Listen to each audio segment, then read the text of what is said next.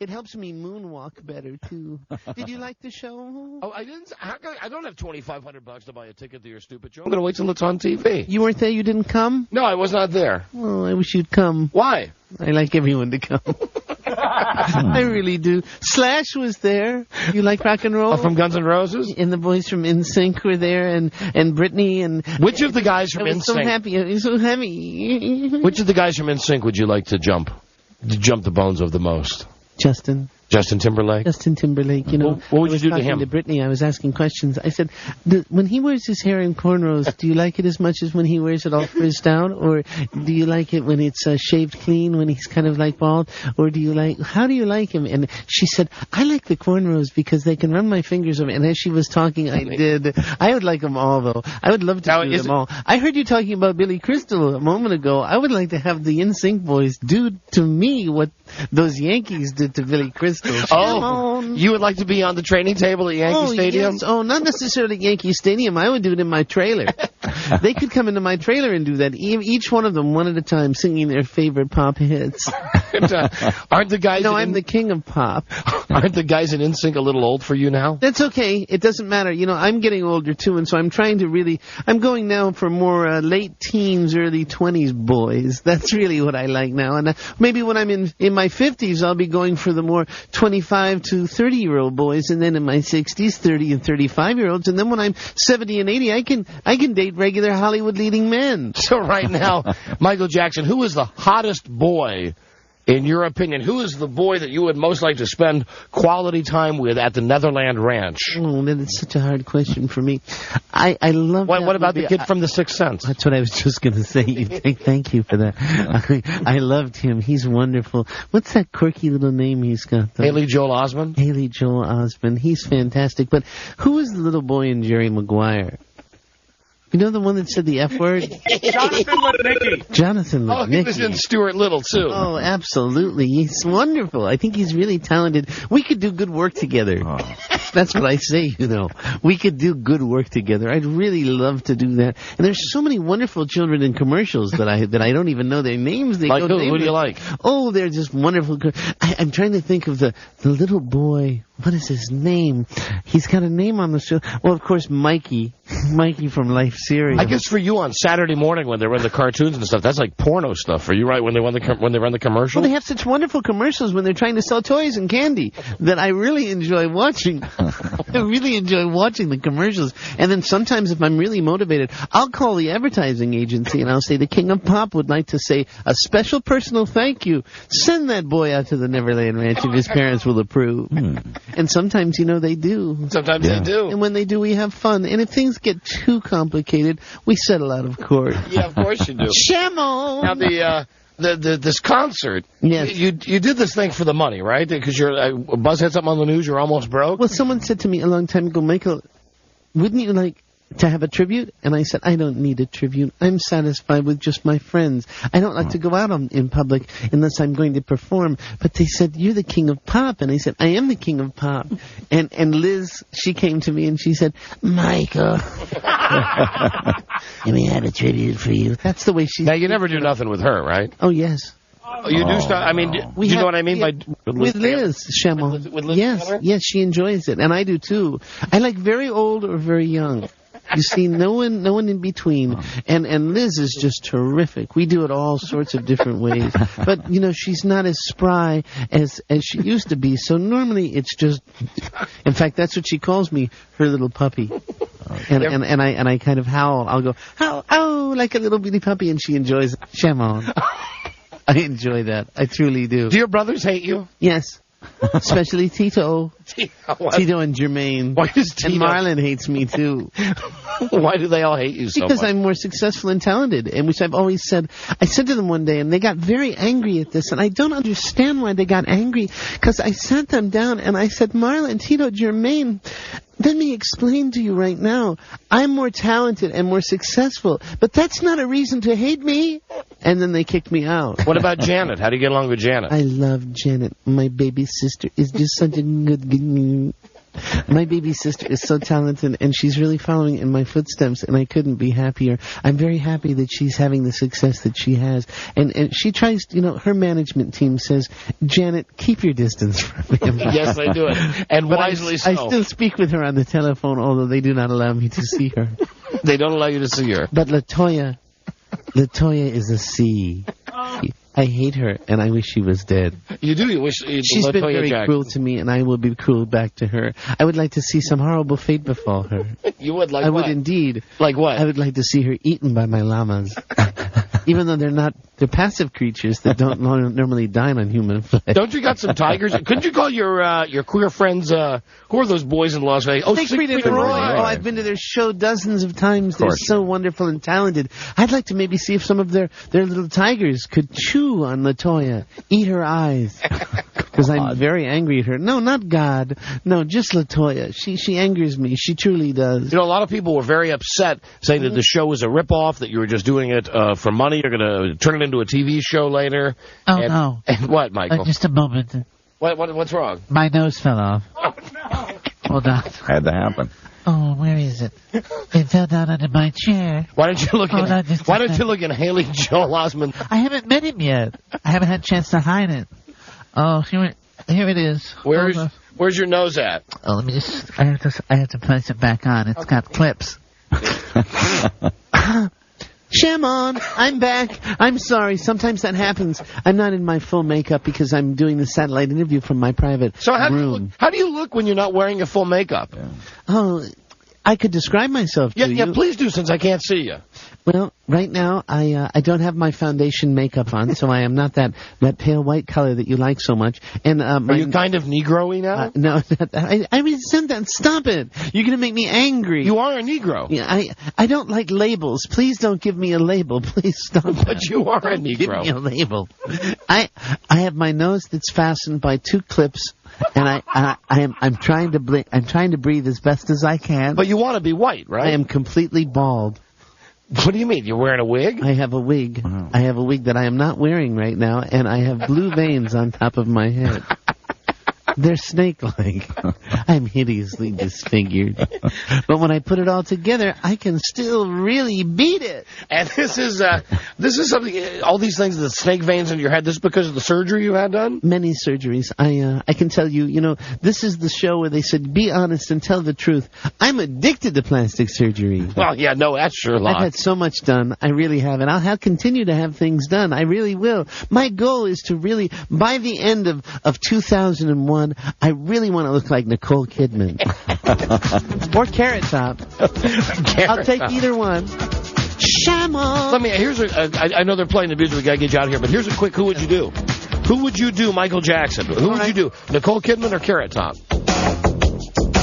Oh, now you're really putting me in a quandary. Well, I think Carrot Top would be more fun. Carrot Top, right. He's got that big bag of tricks. He's got that little toilet seat that's a TV screen. I love his show. He's so talented. And Nicole Kidman, I just want to look like her. I don't want to have sex with her. Okay, I got it. Yeah. Now, isn't there another show this week, or is it one tonight, as a matter of fact? Show tonight, as a matter of fact. Yeah, we'll be doing great things tonight, and I'm looking forward to having Liz and Marlon and Liza and all my good friends there, because I have so many celebrities in Hollywood that still think I'm a good guy. They're not like the general public who think I'm a nasty pedophile. Yeah. And how dare the nasty public think that about you? I wish they could get to know the real me when my nose is attached. Okay. Michael, thank you for being so honest. Thank you, Don Shamon. Shamon to you. Shamon. Oh, yeah. Yes. Ow. Oh, yeah. Na, na. Oh, my nose fell off again. All right, now listen, I'm going to put the mic in audition and see if it's possible that we can just spy on him, see what he says when he thinks he's off the air. Right. Liz? Oh. Liz, how do you think I did? I thought you did all right. Thank you. I love you, Liz. I love you, Michael. Great show, Michael. I love you, Michael. I love you, Liz. Would you like to lie in your stomach now? Oh, yeah. Oh, yeah. I'm going to turn this off. So this is starting to get hot, I think. Okay, you know what? I'm going to... Oh! All right, I've cut it here. Yeah. Cut the feed. Had to cut Just it. cut the feed. Wow, what's going on there? Something was happening there. So, Amazing. there's a Billy Crystal moment happening there. It's truly amazing. Okay, well, there you go. Exclusive interview with Michael Jackson. The king of pop, Don. There he is, king of pop, my ass. We got a break. We'll be right back. This is the Don and Mike Show. Edge.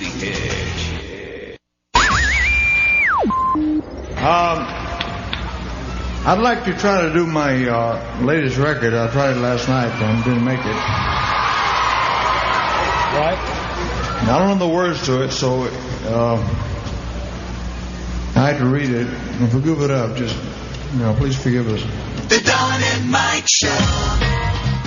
Please forgive us. Out of the mouths of tards comes the Don and Mike Show. And speaking of which, it's me, your old buddy Rob Spewak, babysitting you for one more week of Best Of, as Don and Mike announced before they left. They'll be back in studio on September 19. That is 1 week from today. I'll see you there. So until then, we got some great Best Of. One of my favorite things about a Monday show, invariably there is a great weekend recap. Here's a classic one from Mike O'Mara's past that he might want to forget. Mike has a run-in with the law on the Best of Don and Mike. Now, Mike, what happened with you and the cops this week? All right, nothing happened to me, but I have to tell you that there's been a lot of activity in my neighborhood. You were talking about deer last week and Bart hitting a deer. Right. Where I live, out in the boonies, is just inundated with deer. And, everybody out where I live, it's kind of rural, but it is a community.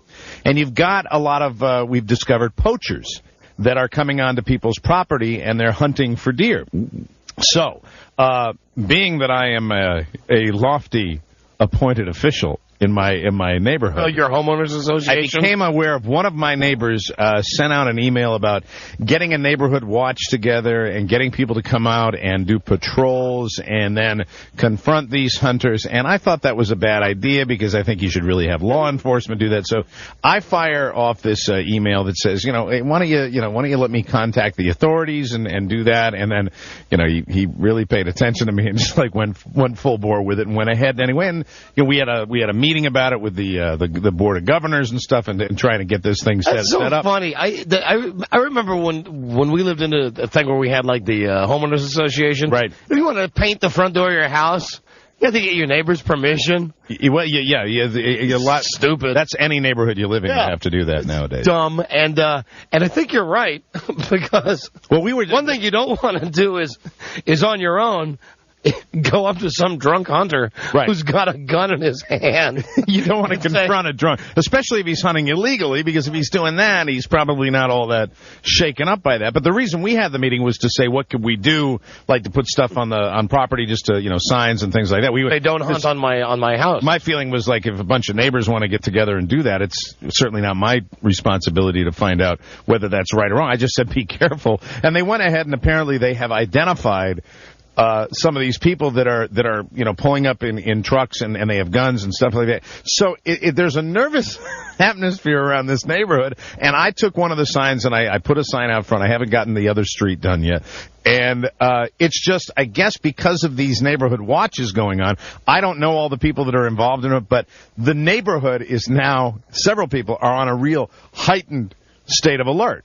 So last night, I got the band over on Sunday. They came over most Sunday afternoons, and we decided that we were not in the mood to do anything, so we were just going to kind of hang out and just have a few adult beverages, right? Get drunk with your band. So and then we play, and then, of course, we have a couple of adult beverages, and then it's who wants to play something right now? And then we go in and we do that. Very short, very brief period of time, maybe an hour and a half, 2 hours tops. So they all left, and they were long gone. And I'm sitting there and watching TV, and I hear the doorbell ring. And, it's an odd time for the doorbell to ring any time at my house, but it's weird. And I look and I see the What time is it? Probably about 9:15, something like that. Maybe later, maybe early. I really wasn't even paying. And I'm like, whoa, what's the deal? So Laura just put the kids down, and I was downstairs, and I see the long blue arm of the law standing out on my patio. And I'm like, well, let me go out and, find out what's going on. So I see this officer, and there's an older officer and a younger officer, and the younger officer is the one who's got he's got the crew cut and everything. It's kind of an intimidating. I always feel this way about the law enforcement. I'm more nervous with the younger guys than I am with the older guys because the young guys are the cowboys. The young guys, are just kind of very, very authoritative. And he said, "Did you have a function here this evening, sir?" And I'm like, I said, I think he might have mentioned band or something. A couple of people said they were in your band. Can you give us the names of the people that are? And all of a sudden he said, can he give us the names of the people in the band? And so, I know all the names of the guys in my band, but I'm suddenly put into that, nervous feeling. And I also had felt a little bit where we've arrested a man identified as Wendell Hall. God, that's what I thought too. And I was saying, no, Wendell hadn't had. Wendell, I swear to God, was completely teetotaling last night. The rest of us weren't. And so he says, we saw 2 cars pulled over. They were reported by the neighbors as being suspicious vehicles in the neighborhood. I'm like, oh, God. And can you give us the names? And he says, can you give us the names of the people that are in your band? So I go down and I'm talking like this a little bit because I was a little relaxed still at that particular time. So you're drunk when the cops arrive. Drunk is it's just a broad overstatement. Okay. I'd had an adult beverage or 2. You're buzzed. And just, still buzzed. But I think the guys had left almost an hour since the guys left. So we found 2 suspicious vehicles. This one gentleman claimed that his cell phone wasn't working and he was using the other person's cell phone. So I said, that sounds a little weird to me anyway, but I mean, that's what he said. So I give him down the list of names and he goes, yep. Yeah, they're on the list. Okay, we were just checking out, and then I went into the whole spiel about, hey, I hope, I know you guys are getting a lot of calls for hunters out here. I hope you understand that, we don't want to call you out on wild goose chases and stuff, but, the neighbors are concerned, blah, blah, blah. I immediately throw in the fact that I'm president of the Homeowners Association. I always like to do that. But in the meantime, I do the thing that everybody does with cops where you go into this Boy Scout routine where you just want to be, hi, and then Laura comes to the door because she's curious and she wants to know what's going on. And then, so I'm throwing everything at him. I'm throwing the neighborhood homeowners association thing that I will always get to the show. That I drop my name with law enforcement officials as soon as the opportunity presents itself. And I said, well, I'm just always concerned. You never want to. And of course, I do that radio show, and I hope that I'm pronouncing my S's and T's, even though I'm standing on the front porch of my own home. And so he says, okay. That's fine. They checked out. We sent them along anyway. We just wanted to make sure that they really were, who they said they were, and they had mentioned your name. Thanks, guys. But I guess if they said, what are you doing in a strange neighborhood, they have to explain whose house they're at, right? So he said, we sent them on their way. There's no problem, Mr. Mayor. Thank you very much. We really appreciate that. And I'm like, okay, thank you. And everything's fine. I've gone over the whole poaching thing in the neighborhood and how, I hope it's not a wild goose chase. My radio show. And then one of the guys says, yeah, I've listened to you. I listen to you. I used to listen to you all the time. Yada, yada. They're just walking away, and he looks back and he says, by the way, we did perform a field sobriety test on these gentlemen because there was a smell of alcohol in the car. And I'm like, oh, God. And I said, and at moments I said, there's never any alcohol served at this house, officer. Mind you're drunk. There's never any alcohol. And as soon as I said that, the older cop, who really was, was the least intense, he turns around at me and goes, yeah, right. And they were on their merry way. The finest. And, the whole thing with cops now, it's just, I feel this, love for these guys, and you don't want to, but I still do the goody two-shoes thing, I gotta, never any alcohol. Okay, and they passed it, huh? Okay, very good. You might want to recheck that equipment. I know, I think that they were fine. Really, when it's my house, I wouldn't have passed it. I know. But I was in my own house, you see? Oh, God. But you can be drunk in your house. Sure. Unless you're standing on your front porch going, I just hate everybody in the whole world. But the hunters are all like... Mike, I got a poacher on the phone for you. Okay, very good. Richard. Hello? Hey, Richard. Don't hide from your feelings. No, I'm not a poacher. I was calling in about the poacher. No, okay. Calling in about poacher. I guess obviously these guys, I haven't seen them. I've heard the gunfire, and I know it's not like... You're not supposed to be shooting guns now this time of year, right? It's bow season. Is that what they say? Well, Actually, I think the state of Maryland is muzzleloader. And that incidentally means you can only hunt guys named Bo. That's what the guy said to me last night. He said, it's muzzleloader. I said, what is this, some ye old Revolutionary War weapon that you can use? You can hunt Bo Brummel. You can hunt Bo Bridges. Bo Derek. Bo Derek. Bo Diddley. Bo Derek. Bo Jackson.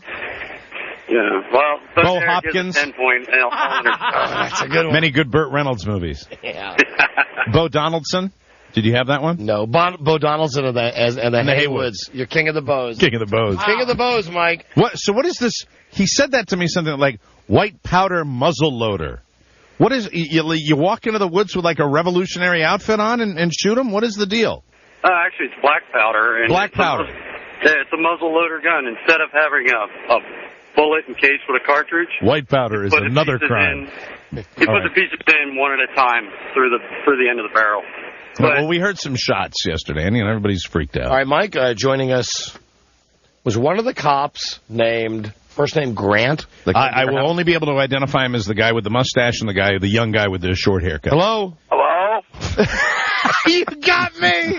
You got me! I got me all the way. All the way. You really thought this was one of the cops? Yeah, the way you set it up that time. You know me in the heat of the moment. Hello, officer. Hey, no, it's not the officer. I hope everything's in control, officer. No, hey, Don. Yes, Tom. Guess what? I saw you yesterday. I know, I saw you too, Tom. Uh-huh. Hey, Mike. I saw you Hi, too. Tom.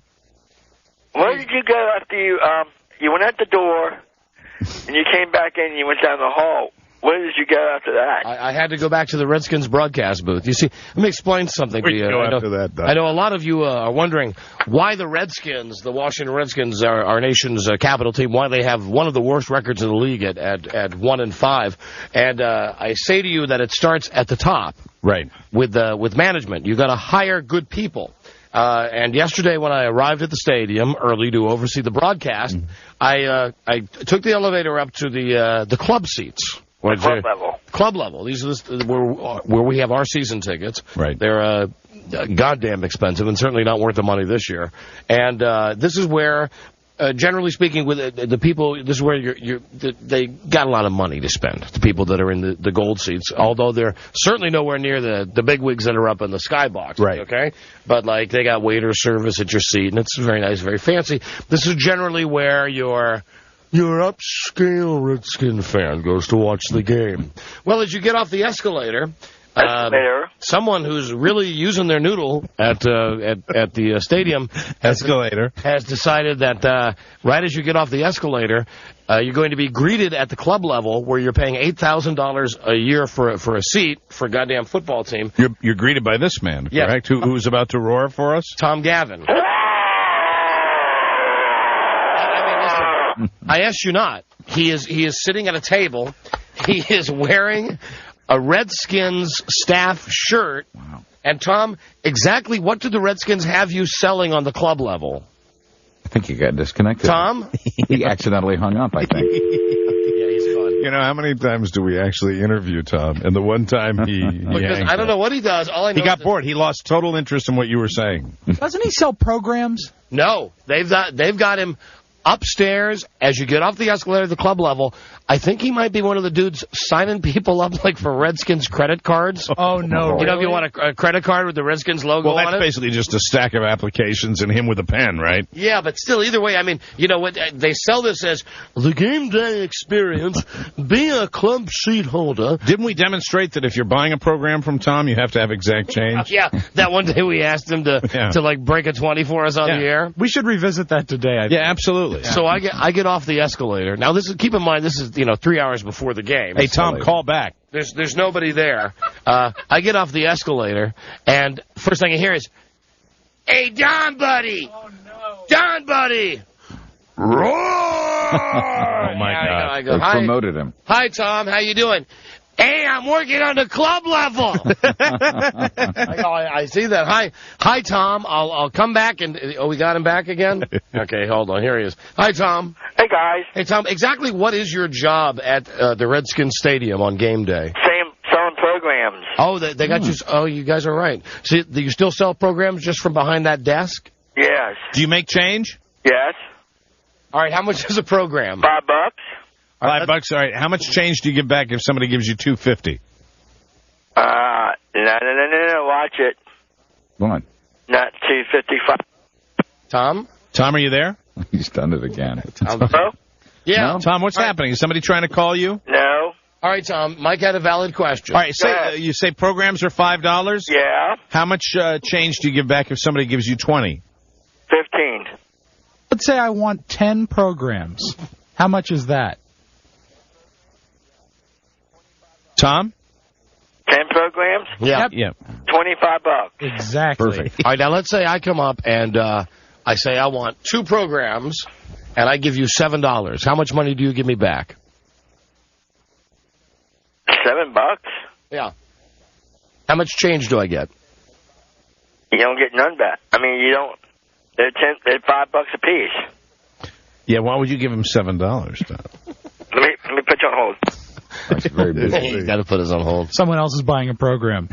See what it is. If it's $5 and there's it's not $5.25 or something. All right, well, how much more would I owe you then? You owe me about $3 more. That's right. There's the profit. Okay, there you go. Tom, what if I bought 5 programs? How much? Tom? $15.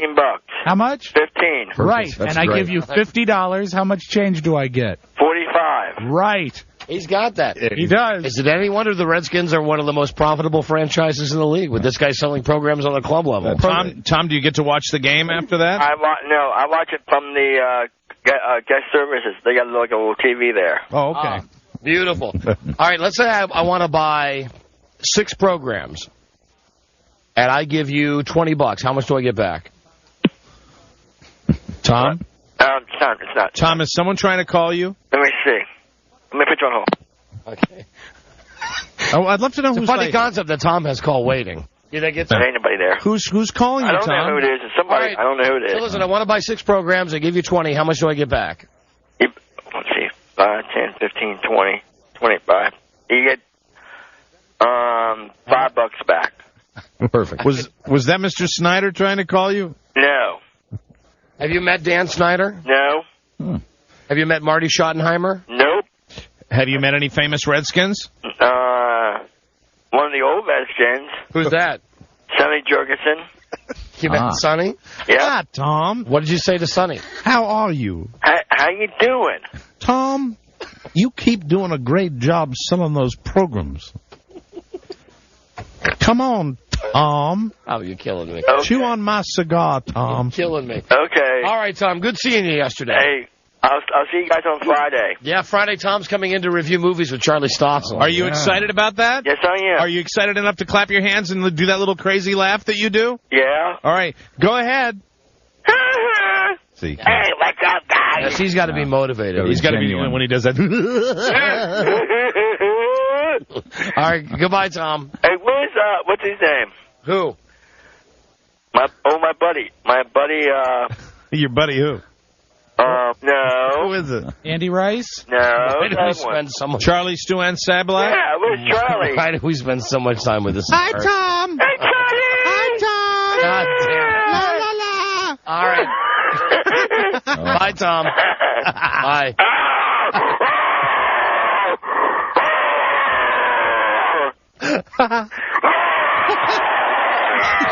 Yeah. And they have him up on the club level at Redskin Stadium. He's all right. Do you know what? I had to just say, I know that I had a little idea that, when we have him say, depending on how it goes when he comes in and reviews movies, Yeah. I think we don't, the one thing we've never had on this show is a restaurant critic, a fine dining critic. And if we popped for the meals, Tom could go to the finest restaurants in Washington. Let's see how the movie thing works out. Okay. Don? Yeah. Where's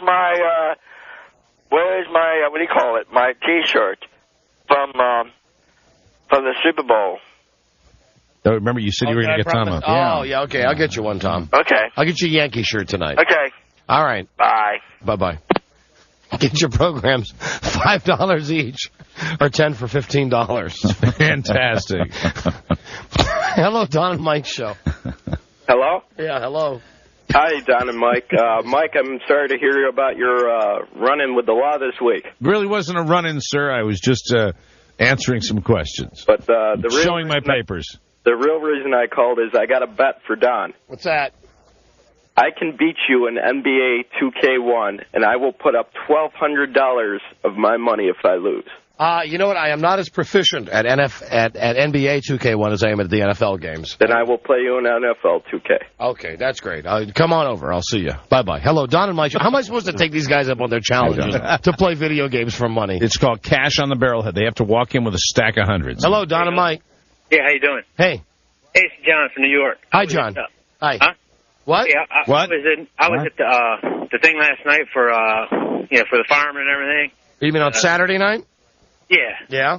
But yeah, and Hillary was on there for like half a minute or 25 seconds or whatever. Half a minute. Booed her off. All the firemen and policemen booed her off. Only Don and Mike knew about it. Yeah, we know. Thank you, John. All right, can I talk to him? Bye-bye. Bye, John. Maybe next time. Bye, John. I tell you, she wants your support. We got to break. There might be a spot for that guy selling programs at Giant Stadium tonight. As a matter of Roar! Who's this, Diego? Hey, what's up, Don and Mike? It's Diego the Hookah King. Hi, Diego. Hey, you guys, this Tom stuff is too funny, man. I'm smoking a bowl, driving down the street, and stamp it out with my foot. You guys owe me floor mats. God. I'm serious. Well, do you think that maybe it's funny, though, because you're smoking a bowl when you're driving down the street? Well, of course, but no, come on, Tom is funny. I met him the other night. Now I have the mental image to go with that beautiful laugh. You know, I don't smoke marijuana, but I'll tell you right now, I find Tom Gavin hysterical. I truly do. And as do I, but I actually do smoke marijuana every day. And it's only the kind bud, though, but it gets me through. And damn, Tom does it for me, too. Don't smoke and drive. All right, thank you, Diego. Thanks, buddy. See ya, bye-bye. What is the cherry, Buzz? What was he talking? Is that the? I really wouldn't know. Is that the coagulated mass of some kind of drug cannabis that gathers in the pipe itself? Kind of drug lingo, I'm guessing. We got a break. We'll be right back. This is the Don and Mike Show. Dad, I have an attractive proposition for you. A proposition? You're 8. Duly noted. Now, I devised an incentive plan that involves Baskin-Robbins every Tuesday. Now, Chuck, mind if I call you Chuck? I'd prefer that you didn't. I'm going to write down a figure and slide it over to you. $1? That's right. $1 gets you a 4-ounce scoop of ice cream at Baskin-Robbins Tuesday nights between 6 and 10 p.m. So tell me, Chuck, what's going to take to get you into a cone today? Dollar Scoop Tuesdays at Baskin-Robbins, as if you need more incentive. Limited time offer at participating stores. Price does not include tax. I'm a woman. I like things like movies with dialogue and sweater sets. I like hot cocoa on a rainy day. I like the word cocoa. But most of all, I like my big fat hog. Which is why I have Geico motorcycle insurance. Geico covers most kinds of bikes and has money-saving discounts. Geico. That's nice. For a free rate quote on motorcycle insurance, visit geico.com or call 1-800-44-CYCLE. Geico Motorcycle Insurance. Let's ride. Friday on CBS, see this week's biggest event, Threshold. They came from out there. We've just accomplished the confirmation of extraterrestrial intelligence. They can attack anytime, any place, anyone. Someone's trying to unzip our DNA strand. Now, one team will investigate the signs. This could be their way of saying hello. This most certainly is not a hello. Threshold, a new drama premiering Friday. After a special Friday Big Brother, 9/8 Central, only on CBS. Go ahead, call me a mama's boy, but I still like to pick up Mom and take her to the family dinners. He's a good boy. Thanks, Ma. And I see you brought your famous fish souffle. No one ever complains. That's because no one ever eats it. But it's one more good reason for me to have new Glade car-scented oil. I just clip it to my air vent, and my car smells Glade-scented oil fresh, not fishy. But I like my fish souffle. And therein lies the problem. New car-scented oil only from Glade. It's freshness to go. S.C. Johnson Family Company. It's the Don and Mike Show on Pittsburgh's new talk station, The Edge, 1550. NBC News Radio, I'm Bob Kerr at the White House. After hours of opening statements from lawmakers, John Roberts gets his turn shortly. This is day one of Senate confirmation hearings for the Supreme Court Chief Justice nominee. NBC's Pete Williams says expect short, off-the-cuff remarks from the judge. I think they just want to show that he's relaxed, confident. He's basically saying, okay, take your best shot. He doesn't feel the need to defend himself in a lengthy opening statement. President Bush is wrapping up another visit to the devastated Gulf Coast West region. He's in Gulfport, Mississippi now. A bit earlier today, he was in New Orleans. South Carolina's governor isn't taking any chances, calling for the voluntary evacuation of low-lying coastal areas as Tropical Storm Ophelia still swirls offshore. NBC's Michelle Kaczynski. It's bought people some time, but it's also made it real tough to predict just where this is going to land. And blame it on Katrina. Gas prices up 38 cents over the past 2 weeks. Bob Kerr, NBC News Radio. Hey, this is Tanya Roberts, and I want to know where you're going on your next romantic weekend getaway. Well, how about 3 days and 2 nights in Las Vegas at a major strip resort? And what about you don't pay a dime for it? That's right. Act like a high roller in Vegas and pay nothing for it. It's all part of the celebration of Las Vegas's 5-star resort, Soleil. So out 3 days and 2 nights. Call 888-ANTI-SPAM. 888-ANTI-SPAM for your free trial. Or go online to BarracudaNetworks.com. I'm a wife, mom, president of the PTA, member of 8 book clubs, lightning fast potato peeler. Oh, and candidate for mayor. The less laundry you have to do, the more living you can do. Thanks to the newly designed Maytag Neptune high-efficiency washer, which has the largest front-load capacity available, so you can do more loads in less time, and even a king-size comforter. It's only from the most trusted brand in laundry, Maytag. For less laundry, more life. Depend on us.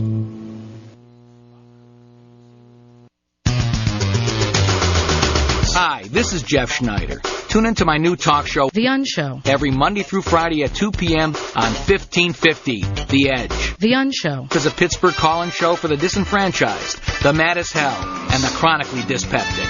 But more importantly, The Unshow is the last line of defense against turning your boss's head into a wind instrument. Join me, Jeff Schneider, for The Unshow every Monday through Friday at 2 p.m. on 1550, The Edge.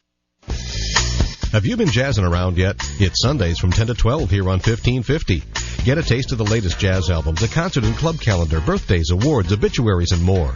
Plus featured artist interviews. That's a lot of jazzing. Check it out for yourself. Sponsored in part by Martini's, Route 885 Jefferson, Original Recipe Italian Cooking, and Spider Rondinelli's Pittsburgh Jazz Giants, Wednesday, Thursday, and Friday. Jazzing around. Sundays 10 to 12 here on 1550, The Edge.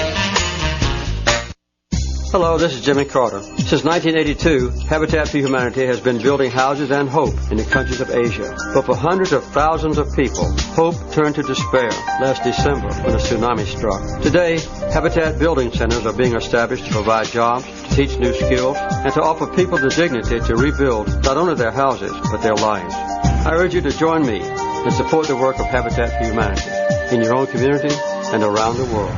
Visit habitat.org. Brain damage, heart damage, liver damage, death. There's a kind of drug that can cause all this, even if used only once. If you thought drugs this dangerous are only found on the street, you need to keep listening. Because they're in your home, under your sink, and in your garage. I'm talking about inhalants, household products kids sniff to get high. And more kids than you may think have used them. Research shows that 1 in 6 8th graders has sniffed something to get high. Protect your kids. Tell them never to sniff inhalants, because just one time, the first time, can kill. Set rules. Be firm. They'll listen. For advice on what to say, call 1-800-729-6686 for more information, or visit www.drugfreeamerica.org. A message from Drug Free Pennsylvania and the Partnership for a Drug-Free America. Whether they're your spouse, boyfriend, or girlfriend, or you're looking to turn up the heat on your love life, Sassy Sensations is the place to shop. A gift from the exciting world of Sassy Sensations says so much to the person you're giving it to. You'll find everything, including pleasure toys, lingerie, fun games, edibles, and other erotic items the mall wouldn't think of stocking. Speaking of stockings and the like, whether you're outrageously sexy, a simple romantic at heart, or just have a naughty streak, there are Sassy Sensation surprises that will fit you. Sassy Sensations is completely dedicated to love, romance, and total enjoyment in the bedroom or wherever fun takes you. Pamper yourself, intensify each other's intimate moments, and be free to create your own special passion. Come see me, Vanessa, at Sassy Sensations, Route 88 in Castle Shannon, or click your mouse with sassysensations.com and give us a call at 1-877-467-2779. That's right, 1-877-467-2779. Sassy Sensations, where good boys and girls get even better. The moment she sees you, she gets excited. She can hardly control herself. She runs to you and jumps into your lap. You stroke her back. She licks all over your face. You rub her stomach. She pants heavily. Then she jumps down and runs off. She turns and tilts her head. She barks. She returns and lays at your feet. She whimpers. Then she darts off again. She probably wants you to chase her. She doesn't know you can't play like you used to. Because she doesn't know you're paralyzed. See, you didn't think you needed a seatbelt just to drive up the road. Then that truck ran that stop sign and bam, you got thrown from the car. If you had only known that most car crashes occur close to home, you would have been wearing your seatbelt. And you wouldn't be stuck in that wheelchair. And this story wouldn't have gotten all twisted. And you'd be rolling around on the floor by now. So buckle up, because you never know. A message from the Department of Transportation and the Ad Council. Hi, I can't come to the phone right now because I'm abusing my children. Not just verbally, but physically. I'll get back to you. If only child abuse were this easy to recognize. If you even suspect abuse, call Child Help USA at 1-800-4-A-CHILD. We've helped millions of people help millions of children. All calls are anonymous and confidential. So call 1-800-422-4453. Child Help USA. Trust your instincts. A public service message brought to you by Child Help USA and the Ad Council. WURP Braddock. WURP Braddock. Pittsburgh's new talk radio station is 1550 The Edge. The Edge.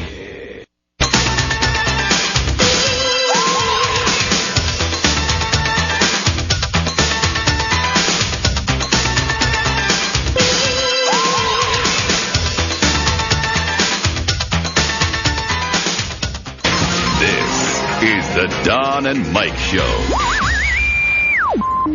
Whatever happens, you're safe, John. You could walk away with $7 million, maybe more.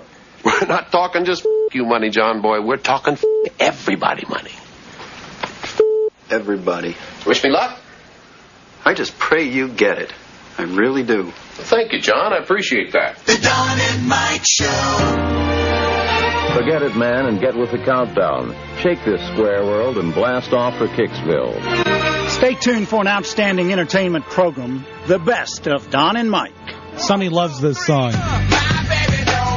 It is the best of Don and Mike on great radio stations all across the fruited plain, courtesy of the Western One Broadcasting System. 'Tis I, your old buddy Rob Spiewak, getting you through one more week of best of. Don and Mike are back this Monday. Make sure you join us then.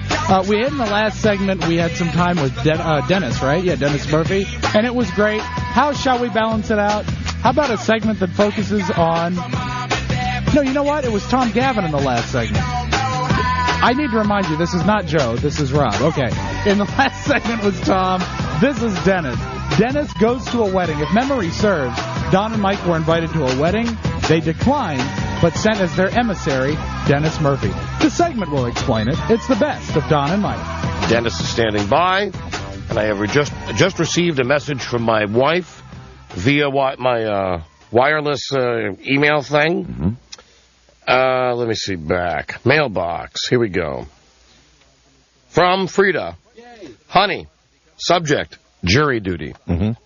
I'm stuck on a trial that will last at least 4 days, up to 7, maybe until next week. Wow. Oh, don't get too happy. I'll be home at night. Ah, so it's not that big a deal. Won't be sequestered. XXOO. It's not a criminal proceeding. Which means hugs and kisses from my wife. So, whoever it is, good luck to you. Yeah, that's right. So she's on, she didn't get excused. Nope, she didn't. Wow. And I bet she didn't drop my name, because I bet that's the easiest way to get out of jury duty. Yeah, say you're married to the monster. Don Geronimo. Dismissed. Okay, here is now our friend Dennis Murphy. Hey, how you doing? Here he is, everybody. So this guy, Rob Grimaldi. Rob Grimaldi and Jennifer. About, I don't know, a couple months ago, a guy, he asked the girl to marry him on the show. Right. She says yes. As it turns out, they got married, now the ceremony was in Staten Island, Dennis? Yeah, it was in Staten Island, but we didn't know where the church was, so we just went to the reception. Shocker that you would just go for the party. Well, I didn't know where the church was. Now, wait a minute, hold on. We had a guy call on Friday who gave us the address of the church. Oh, the country club. The address of what? To the country club. Oh. Here again, Dennis Murphy. A guy had also said that you really should go to the ceremony to make the couple feel even better. Yeah, because who doesn't want to, as they turn down the aisle for the first time as Mr. and Mrs. Grimaldi, see Dennis Murphy? Absolutely. Hi, how you doing? Dennis, what did you... Once again, here's Dennis Murphy. Dennis, what did you wear? I wore a gray suit with a black shirt and a red tie. All right, very, very classy. So you arrived at the... Yeah, Rob, I'm thinking the same. What? You say a gray suit? Yeah. With a black shirt and a red tie? Yeah. Festive. Was it light gray or was it charcoal gray? Light gray. Light gray. Once again, Dennis Murphy. Just checking. That was surprisingly by today's command by you all. Thank you again. Terrific. That's one of the suits we got him for free, Mark. Yeah. That's great. How's it fitting? Oh, it did it well. It's fitted well. Did the jacket button? Oh, yeah, the jacket button's fine. No problem. Excellent. All right, so you're there. You arrive at the post-game party. Well, before we went to the post-game, we had to go to the grocery store to get a wedding card. And as it turned out, RJ with his pants, so you had to get a sewing kit and sew his... Wait. Once again, Dennis Murphy. Wait, sometimes even I can't understand you. Oh, okay. What he said is they were going to a grocery store to get the wedding card, and then RJ ripped his pants. Yes. How did RJ rip his pants? Oh, as he was getting, we went to the hotel, we changed at the hotel, then when he got in my car, that's when his pants went on the engine. All right, so RJ, the guy from DonandMikeFans.com, he ripped his pants. Mm-hmm. Raymond. Excuse me, Raymond Diaz. And you had to stop and you had to sew his pants up. Yeah, and in the meantime, I went to get a wedding card and a gift bag to put my CD and T-shirts in there. Oh, no, wait a minute. For the wedding gift, you gave them your Christmas CD? Christmas CD and my Austin Styles T-shirts and my... Did I hear T-shirts, plural? Like perhaps you were going to sell some of your T-shirts? No. I just brought two. Matter of fact, I did not sell anything. So wedding gift, Mike, one for the bride and one for the groom. Yeah, he couldn't be more generous. And also I got back on and we gave him $50. Oh, you gave $50. Well, now, Dennis, that's wonderful. Here again, Dennis That's terrific, Dennis. That really is nice. Once we got to the reception, right? Yeah. We walked in there, and I was afraid that I was going to get a lot of scares. But people were nice. People were, we walked in there, RJ and I, and the groom introduced, introduced himself, and we had a great time. How did Raymond handle his split pants? Actually, he couldn't so much, so he just put the napkin around his pants for the whole night. What did he rip out, just like the crotch area? Yeah, the crotch area. So as he was sitting, he just put a napkin on his pants. So no one would see it. I got to think when Dennis and Raymond Diaz walked into this reception, remember the stuff that I was telling you that the parents were saying about me, like, oh, here's the monster. Right. Can you imagine what they were saying as Dennis walked into this reception in New Jersey? What is going on? What is that? Actually, I think Raymond What is that? more scares than I did. Oh, yeah, Raymond got more stares than you did. Yeah. I bet. Why would Raymond get more stares than you would? Well, I don't know. I don't know, but it looked like people were staring more at him than at eyes. What was the part? The other way around. Yeah. Was the party as good as they said it was going to be? Oh, the party was great. The party was excellent. RJ and I I sat at the bridal table. You did? You are kidding me. Wow. Wow, that guy Rob Grimaldi's got a hell of a sense of humor. Way to go. That's terrific that he put Dennis up at the head table. Did you? We weren't with the parents. We were with the bridal party. Oh, wonderful. Yeah. So, Still, it's better than being at a table just with, like, schmucks that were invited there. And you know, Rob did that just for you, Don, like, because he knew that you wanted us close to the head table, so he put us in the Dennis, hold on a second. Yeah. Hold on, I got some call. Big Al? Hello? Yeah, Big Al in New Jersey. Or no, Jeff in New Jersey, but that's okay. Hi, Jeff. Sorry. Hey, how are you? Well, you used to say about, you were talking about how your son scammed you. One of the things I used to do with my parents was tell them I'd be home at 10 or 11, then show up at 10 or 11 the next morning. Oh, all right, Jeff. Oh, yeah. All right. Hold on. Where is... Sure, that worked well. Where's Is this Big Al? Yes, people. Hi, Big Al. Hey, what was Dennis's gift? A couple T-shirts and $50? Yes. Oof. I was the one that I gave the directions last week. Yeah. That place is $1.50 a plate. What? Well, it's... Hook a brother up, Dennis. If you want to get mad at anybody, Al, you should get mad at us, because we didn't supply Dennis with with any type of a gift, which I think we probably should have done. Well, we can always do it retroactively. No. The man went, the man ate the food, the man drank the booze, the man gives the gift. I believe you provide a gift every day, guys. Shut up, Rob. Rob. Shut up. Hey, Dennis, is Dennis still on the line? Yeah. Dennis, how is the chow? I mean, if it was $150 a plate, it had to be quite a shindig. Well, actually, it was chicken, it was prime rib, and it gave us a potato. And potato. It wasn't, in my opinion, it wasn't nothing elaborate, but it was nice. Oh, my God. Nice. Listen Not to this. elaborate. Etiquette. Listen to him. In my opinion, it wasn't nothing elaborate. The guy said it was great, but Hey, Dennis, did you have any of the raw bar during the cocktail hour? Oh, no. We missed the cocktail hour. Well, did they have... See that you probably missed, like, the shrimp and the oysters? You could eat your weight in shrimp. There you go. We missed the cocktail hour, so we missed all that. We missed the before. Yeah, because you were too busy going to the grocery store to get the wedding card. And don't forget trying to get something for Raymond Diaz's pants that he had ripped. All right, so you get there, and you're sitting at the bridal table. Tell me, at what point does... Oh, hey, listen, Big Al, thank you. I got to let you go. Thanks, guys. Buzz rocks. See you later. Bye-bye. At what point does the bride or the groom, either do the bride or the groom, come over, say hello to you, and how do you end up dancing with the bride? Well, actually, the groom came over immediately when I entered the room. When I sat down at the table, we introduced ourselves, and then afterwards, we just ate dinner, sat around talking to the table. Were there any hot bridesmaids that you hit on? They were all hot. Really? Yeah.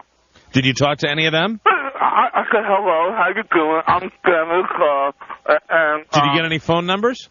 No, I think they were all taken, though. Did anybody question why you were there? Well, no, actually, we did not get the grief from anyone. They just treated us like people. Was anyone visibly disturbed at your presence? But I don't think so. Really? No. They were a great time. It's just people, Mike. Just people. That's right. Yeah, we were just people. Just people. Well, I'm Have sure today's events begun to turn around the public's perception? Here's Dennis Murphy. I'm sure they're really thrilled with your description as unremarkable of their wedding reception. So how did you end up dancing with the bride? I think they were playing Honey Cup. What was that song? Buttercup? Build Me Up Buttercup? Build Me Up Buttercup. I heard that song. I came up and I said, would you like to dance? Did you dance? Jennifer danced with me. Did you dance close or did you dance separate? Oh, no, we just held hand-to-hand touch. Well, so you danced like a foxtrot style? Yeah, the foxtrot. Oh, my God. Did the guys in the hazmat suits come out after that? No. Everything was pleasant. It was a great time. Now, did they do those time-honored wedding traditions of the garter? They didn't do that. I was waiting for that. I was wanting to get the garter so I can bring it back to you too. Somebody told me that they went to a wedding one time, and the guy that went to a lot of weddings, they would get the garter to be specifically oversized so that the garter would go all the way up every single time. Like it was just like the size of a hula hoop. Jumbo size. Absolutely. But they didn't do that at this wedding. I don't understand. Did they feed each other cake? Yes, they did. Dennis, did you take a nice reception? No, I cooked that before. How about Raymond? I think, no, he cooked one the day after. The day How did you know that? He told me he had a Okay. day after. All right. I got home. When you got home? Yeah. Was it right after you got home? I would think so, correct. Mm-hmm. Okay. No. Did you have dessert at the reception? Oh, God, you should have saw this table outside. It was full of dessert. They had custard, ice cream, cake, whatever you wanted. Did you get drunk? Oh, yeah. I had around 8 or 9 wine glasses of beer. Really? Yeah. 8 or 9 wine glasses of beer? They filled them up in wine glasses. They gave you beer in wine glasses. Was it draft beer? Oh, yeah. No, it was Coors Light. Coors Light. Yeah. That really shouldn't have affected Dennis much, because that's really only the equivalent of about 4 beers, maybe a little less. Mm-hmm.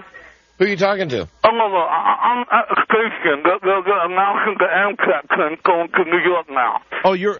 Oh, you must have just got back. You're at Union Station? No. I'm right, my job is right by Union. No, I'm at McCarrollton. My job. Oh, he's at the subway station again. He's at the metro stop. Is that where you go to call? You all, correct. How far is that away from your office? 2 miles. It's convenient. So you get in your car and drive over to the metro station to call us? Yes, just to call you all. Here's Dennis Murphy with a Dateline Court TV exclusive. He should make it a little easier for poor old Dennis. And doesn't he have to go there to go to the bathroom, too? I think so. No. During that time, when I called you last time, I really had to go, so I'm glad you went to commercial break.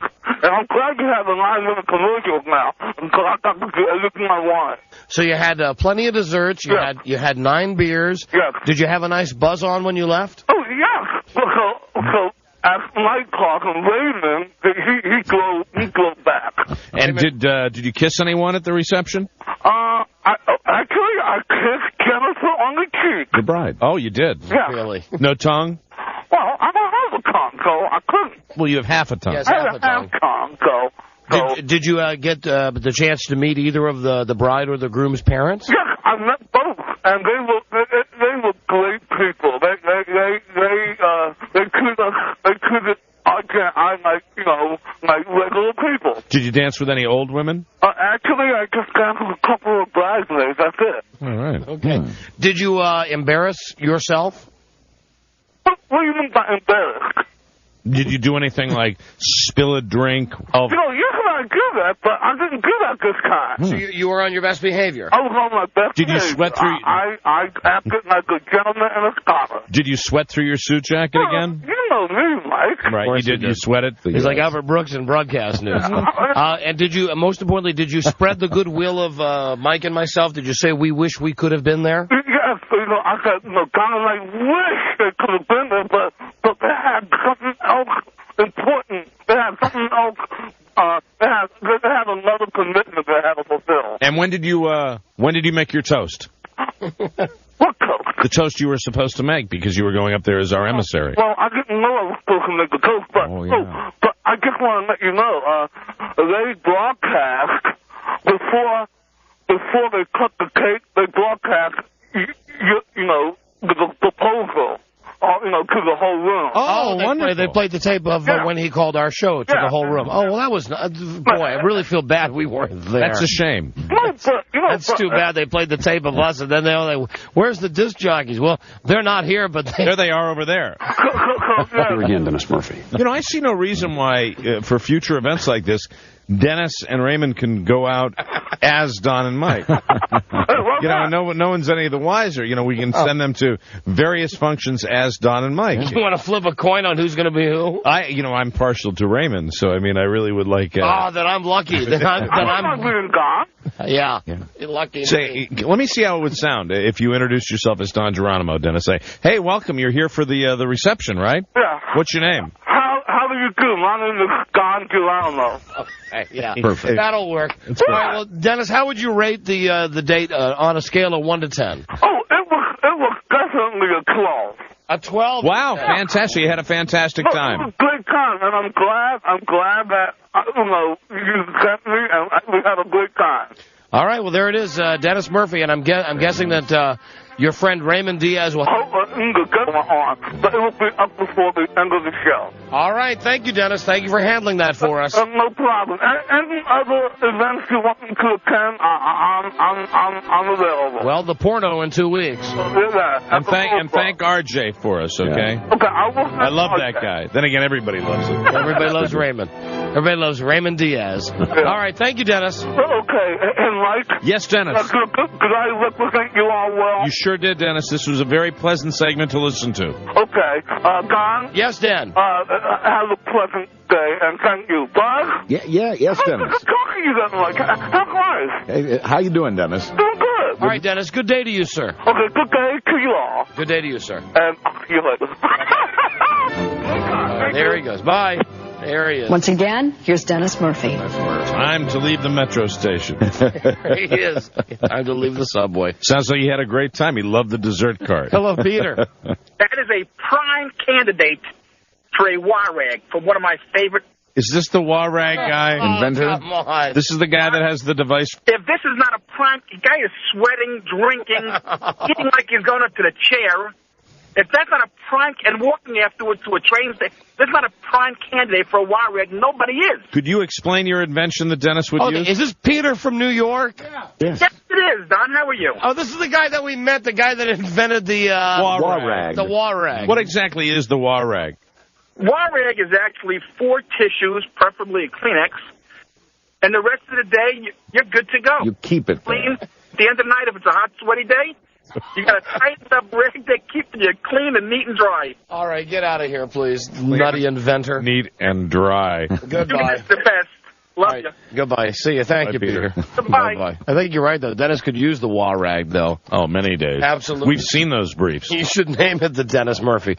You're damn right. What was that? I was asking Rob for the air freshener. Gotcha. Yeah, for your convenience and pleasure.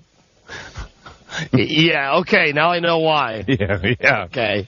You might have been the recipient of a couple of those that I didn't spotlight. Gotcha. Because we have on the line now both the mother-in-law and the husband from Dennis's wedding. Okay. All right. Let's start with Rob Grimaldi, the husband. Hey, Rob. Yes. Hi, guys. Hi there. How you doing? We're doing great. Great. You can verify if this is your mother-in-law or not. Jennifer? Hello? Hi. Is this your mother-in-law, Rob? Hello? Yes, that is one of my mother-in-laws. Hello, this is Phyllis. Oh, Phyllis? I had the name Jennifer. How can you have more than one mother-in-law? Well, my wife has 2 moms. Oh, I gotcha. Okay. All right, so, well, here they are now. They were both You're not going to start ranking on that, are you? Not at all. Oh, I mean, the way you ranked on my daughter, right? How did we rank on your daughter, ma'am? Oh, man. What did we do? You ripped her apart. Don't you remember? She was selling the security.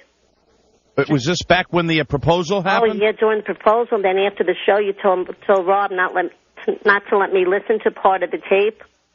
Oh, you really does. See, that goes back so far that I don't remember. Something? I loved it. I don't remember what the exchange was. Either. Was there? But I loved it. You did such a great job because you really knew Jennifer.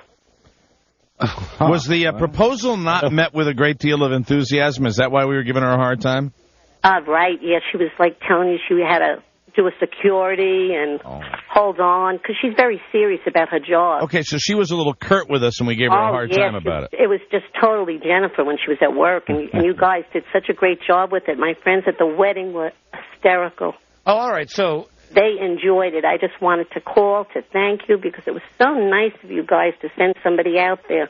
Are we getting our balls busted here? I don't know. No, you're not. Seriously, I'm being nice. I mean... Okay, and really, you didn't mind that Dennis came instead of us? Oh, well, I would have rather both of you came, but Dennis was great. Dennis said he had a wonderful time at the reception. Sure. Did you miss the beautiful wedding? That's what we hear. It was wonderful. And the most beautiful bride.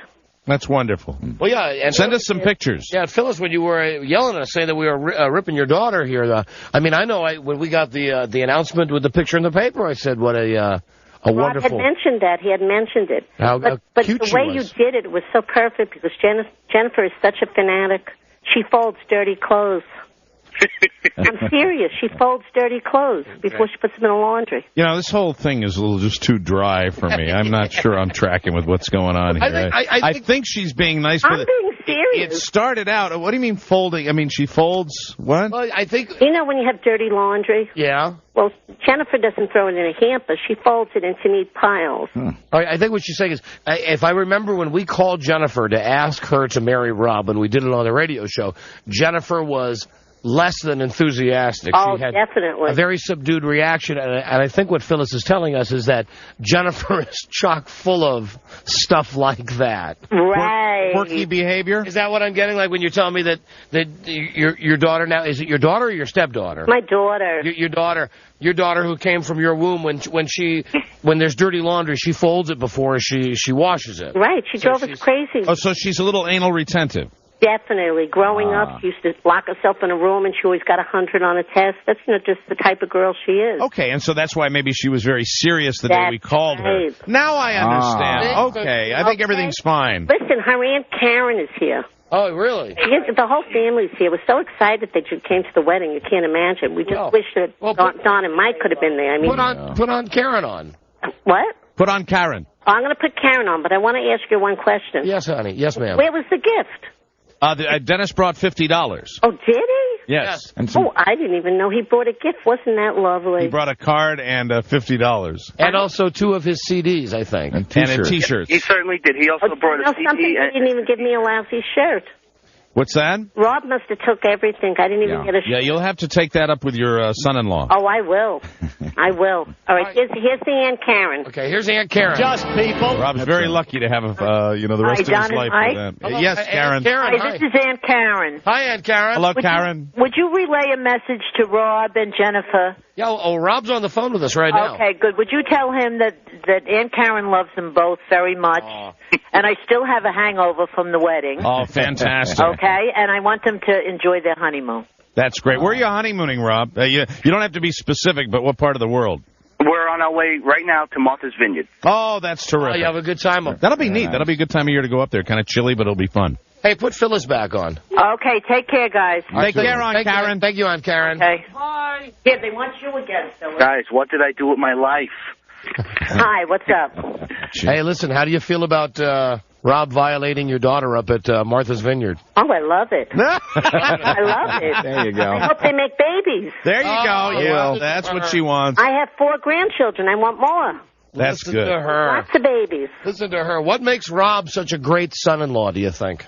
Oh, well, that's going to take a while for me to answer that question. He's a great person. He's the kindest person I've ever met. I have a handicapped son-in-law. Yes. And my daughter bought a house on Staten Island, and there's no elevator installed yet. But yet Rob comes over and carries him piggyback upstairs. Oh, that's terrific. That'll stop now that he's married. Into the shower. I mean, he's the most gentle, kindest person I've ever met so far. Trust me. That's good. I've been married 20 years. All that nice stuff, that's over now. Yeah, it goes out the window. Oh, I know it's over. Absolutely. It's over now. Now he's going to turn into just a big lump who lays on the couch and watches TV. Oh, well, he is a big lump. I got to tell you. There you big go. Lump. He is a big lump. Oh, and, man, but he's the nicest big lump you ever met. And, Rob, what about Phyllis, your mother-in-law here? What about Phyllis, my mother-in-law? You better be nice. Yes, your opportunity, too. She's great. She's very outspoken, and she's very protective of her family. Well, may I say, having been married once before, and I love my mother-in-law currently, but my previous experience was with a mother-in-law would indicate that outspokenness is a wonderful quality in a mother-in-law. Just people, Mike. Just people. They're just people. Silence something. Well, listen, Phyllis, it was wonderful to meet you. We're going to grill Rob a little bit about the wedding now. Okay, but tell him to make sure he does the right thing on his honeymoon. I want a grandchild. No problem. Hey, you hear that, Rob? You hear that from your mother-in-law? Don't use a rubber. That's right. You want make babies. That's right. No rubbers. Goodbye, John. Goodbye, Mike. Goodbye, Phyllis. Bye-bye. So long. Good day to you. Hey, Rob, I won't say this. Hold on a second. Rob? Yes. I won't say this with your mother-in-law's going now. She wants babies. I don't have enough time to work up to it. So you had a good time, Rob, at the wedding? Oh, we had a great time.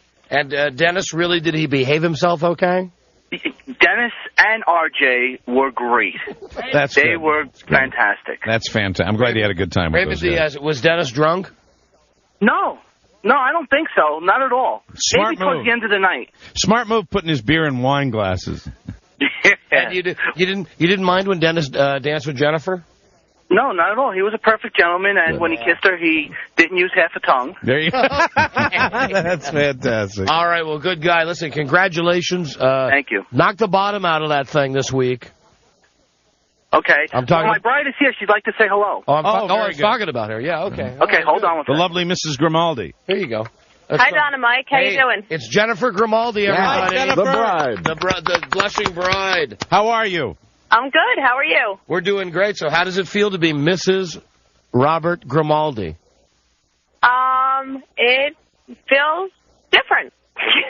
Well. And will you mind if people refer to you as Mrs. Robert Grimaldi? I guess I can deal with it. How about the little woman? No, thanks. The ball and chain. Nah. The woman behind the man. All right, that I can deal with. The woman behind the man. Very good. Your mom tells us that you are, like, chock full of issues. Oh, I just am a little neat. Well, that's I just going to be... like things neat and organized. Is Rob a neat man? No, unfortunately. So you'll be cleaning up after him? That's what I do regularly, yeah. I already have a child, so don't listen to my mother. I don't need to have any more. So you have a child from a previous relationship? No, Rob. Oh, you have a child. Now I understand. Rob does. Well, then the pressure's really on you, being as we now know that Rob knows the secret formula. Yes. The pressure's on you, and your mom was saying she wants a grandchild ASAP. That's nice. Do you have do you have lots of contact with your mom? Oh, yeah, she calls 100 times a day. Are you going to have a lot of sex with Rob on this honeymoon? Hey, this is getting X-rated. Yeah, well, that's the way we like it. It's a honeymoon. Are you going to have lots of sex on the honeymoon, like every day or twice a day? Oh, yeah, 24/7. 24/7. That's the right attitude. She might get honeymoon cystitis. Oh, God. Stop it. God, I got to get off the phone. All right, well, listen, Jennifer. I'm going to put Rob back on, but I want to let you know Dennis was the perfect gentleman. He asked for my permission to give me a kiss on the cheek. Congratulations, Jennifer. And then he asked me to give him a kiss on the cheek. He was very nice. There you go. Well, that's good. And you can always tell when Dennis is drunk because he slurs. And you can always tell when he, when he asks for a kiss on the cheek, then he pulls his pants back up. Yeah. Thanks a lot, All right. guys. Thank you, Hold Jennifer. on. Here's Rob. Hold on. There she is. Very nervous. The Hey, widow, guys, that's my wife. the widow Grimaldi. And she's, Congratulations, She's no Freda, but I'll take her. yeah, she's no Freda, but trust me, she has all the characteristics. She's you know what she is? She's an FIT. She's a Freda in training. Absolutely. And very close relationships with your mother-in-law work. Well, Freda sounds excellent, so if she turns out to be similar, I'll be very happy. And we'll be back. This is the Don and Mike Show. This is the Don and Mike Show. Christopher Walken's Saturday Night Live Star Wars audition. I'm captain of the Millennium Falcon. Chewie here tells me you're looking for passage to the Alderaan system. Yes, indeed. If it's a fast ship. Fast ship? You've never heard of the Millennium Falcon. It's the ship that made the Kessel Run in less than 12 parsecs. She's fast enough for you, old man. Hey! What are you trying to do? You ruined my record, man. I just bought it. The Don and Mike Show. With an ensemble show, someone is going to be the spark plug. The Don and Mike program. It's a lot of fun. It is indeed a lot of fun. It's the best of Don and Mike. It's me, your old buddy Rob Spiewak, broadcasting from our studio. That doesn't even count as a pun, does it? Anyway, moving forward, a lot of good stuff in this segment. We have the Star Wars Geeks. I think this is from episode 1. as Matt Lauer referred to it. Also, a call to Freda. And Don sings a song to celebrate this funny story about CBS's own Bonnie Bernstein. It's the best of Don and Mike. The funniest thing yesterday, if anybody's got a tape of this, I would give you, if I had a good prize, I'd give you a good prize. I'll give you a prize for this. 5 CDs. Listen to this. She's on the field after the Bears beat the Jaguars yesterday. Right. And she's interviewing Dick Duran, the coach of the Chicago Bears. The Bears. And at the same time, she's talking to Dick Enberg, who's up in the booth. Right. And she actually says, "Oh, God, I'm here with 2 dicks." Now,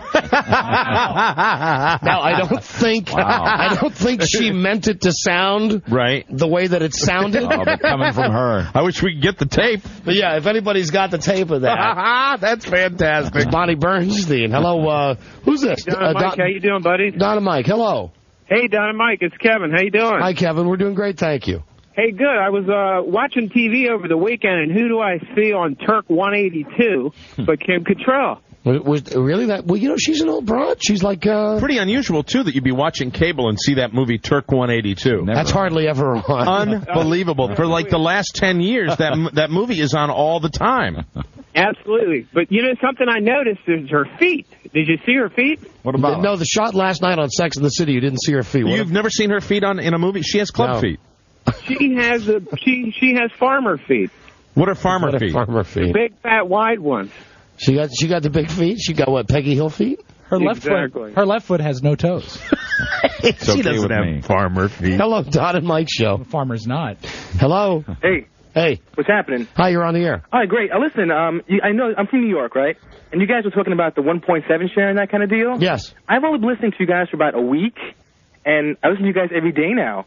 Yeah, well, that's good. I tell all my buddies about you now. So now you have at least 12 more listeners in New York. Effin' A Bubba. All right, thank you, my friend. No problem, man. Take care. We appreciated that. What did Bonnie Bernstein say? Danny, do you have what Bonnie Bernstein said? Danny. Yeah. Danny, what did she say?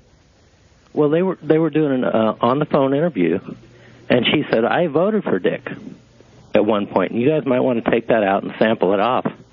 Oh, well, apparently that's another time when Bonnie Bernstein was talking about... Do you know what reminds me, though? About Dick Duran. When we used to talk about Bewitched and Dick York and Dick Sargent, and such a wonderful pair that I was wondering if you, by any chance, still have the lyrics. Do you have the theme, Rob? I think Joe can scare it up. Hold on. Mike, I believe that I have somewhere in my bag. Don is a songwriter. People don't talk about it very often, but Don actually penned a classic Hold on. to the tune of Bewitched. Let me make sure I've got my dog-eared copy. This was a minor hit a couple of years ago. We could all probably, I know Rob could probably recreate the lyrics for you. Hold on. No, give me a second. You still have it? Give me a second. Elizabeth Montgomery liked it before she died. She did, when you sang it for her. Sang it for her. It's a song entitled My Two Dicks. You know what? Give me a minute. You got to give me... Look at all the crap I carry in my briefcase every day. All the worthless crap. Who gave me a signed picture of Johnny Unitas? Wow, that's valuable. John Pop did, right. I don't know why I'm carrying that around. That's good luck charm. You have it? Got it. Yes, knew you would. Got it. That's great. Now we're actually putting the music together back in Washington, D.C., and let me tell you, if you haven't heard this song, I'm amazed this was not #1 with a bullet. These are the secret words to the theme from Bewitched. Get ready for a real rock and roll moment. This is something for our older listeners that may have enjoyed the show. All right, ready. Joe, go ahead and roll it. I'm ready. Here we go, ladies and gentlemen. I have the lyric sheet. Get ready for a song tour de force. They're my two dicks. Sing it. Oh, yes, they're my two dicks. All right. First there was York. Such a dick. Right. Then I changed to Sergeant.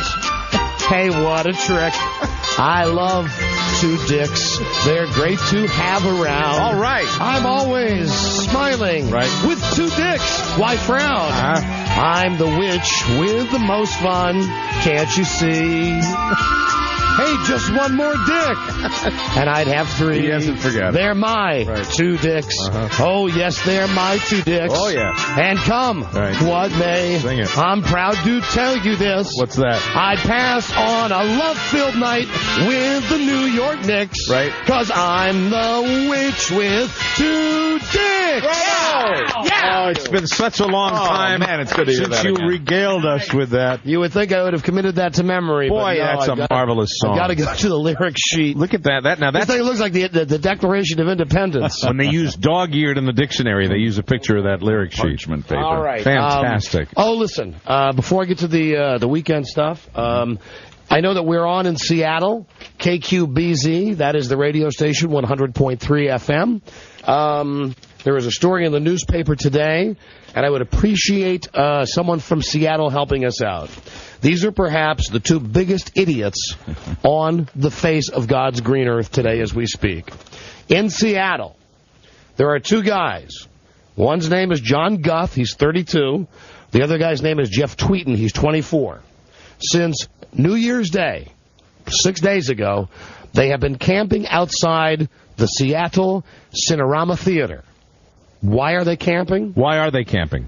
They are camping because Star Wars Episode 2, my God. Attack of the Clones, opens on May 16th. Idiots. And they are going to wait in line until for May? 5 months. Oh, my God. Now, they have a website. Sure. www.waitingforstarwars.com. Waiting for Star Wars. We plan on being the very first ones to see it. But don't even bother going to the website. What I'd like is somebody in Seattle right now. What you got to do is go down with a cell phone. And you've got to, you pulled something from the last Star Wars one? Play it. Go ahead. I like the mysticism. All right, here is Joe from Seattle right now. Hey, Joe. Hey, how you guys doing? Hey, have you heard of this true?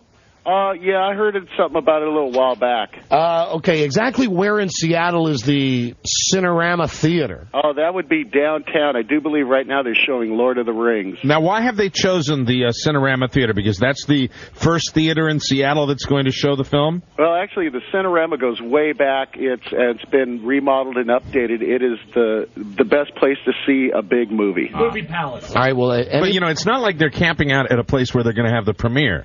Right. No, that's what makes it even dumber. They're just waiting for the movie to open. We just don't have the funds and the resources to make the trek to San Francisco or Los Angeles. What am I talking about prizes for? We've got some money to give away. I'll give away $100 to the first person in Seattle who goes down to the...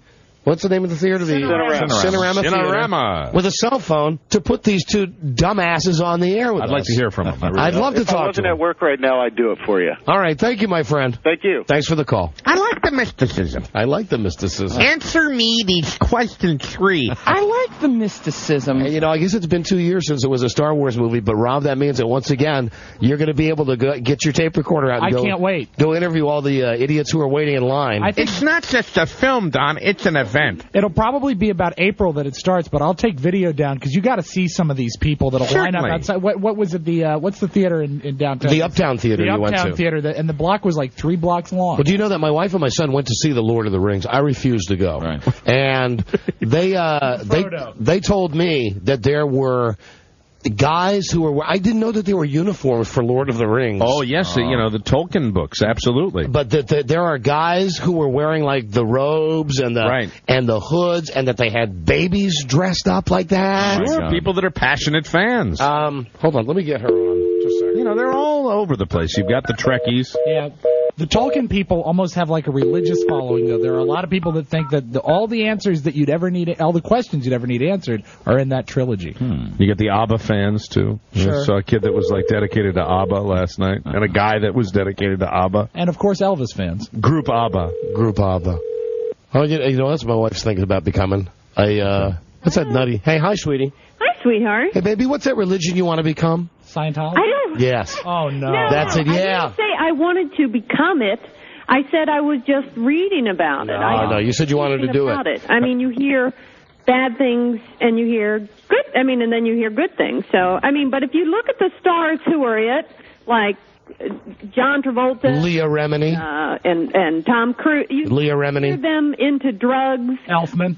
Huh? Jenna Elfman. You never hear them going nutty like some celebrities. So you think... that's a good reason to pick a religion, because the celebrities seem well-balanced. I don't know what their philosophy is, but they seem to be more well-balanced than a lot of celebrities. I don't know anything about it. It worked out for that Tom Cruise marriage, too. Sure. Well... it's not a miracle worker. Hey, sweetie, listen. When you and Barty went to see that dumb Lord of the Rings movie, what were the DAs in line wearing? We saw this one couple, and they had to be 40-ish, and they had their poor teenage son with them.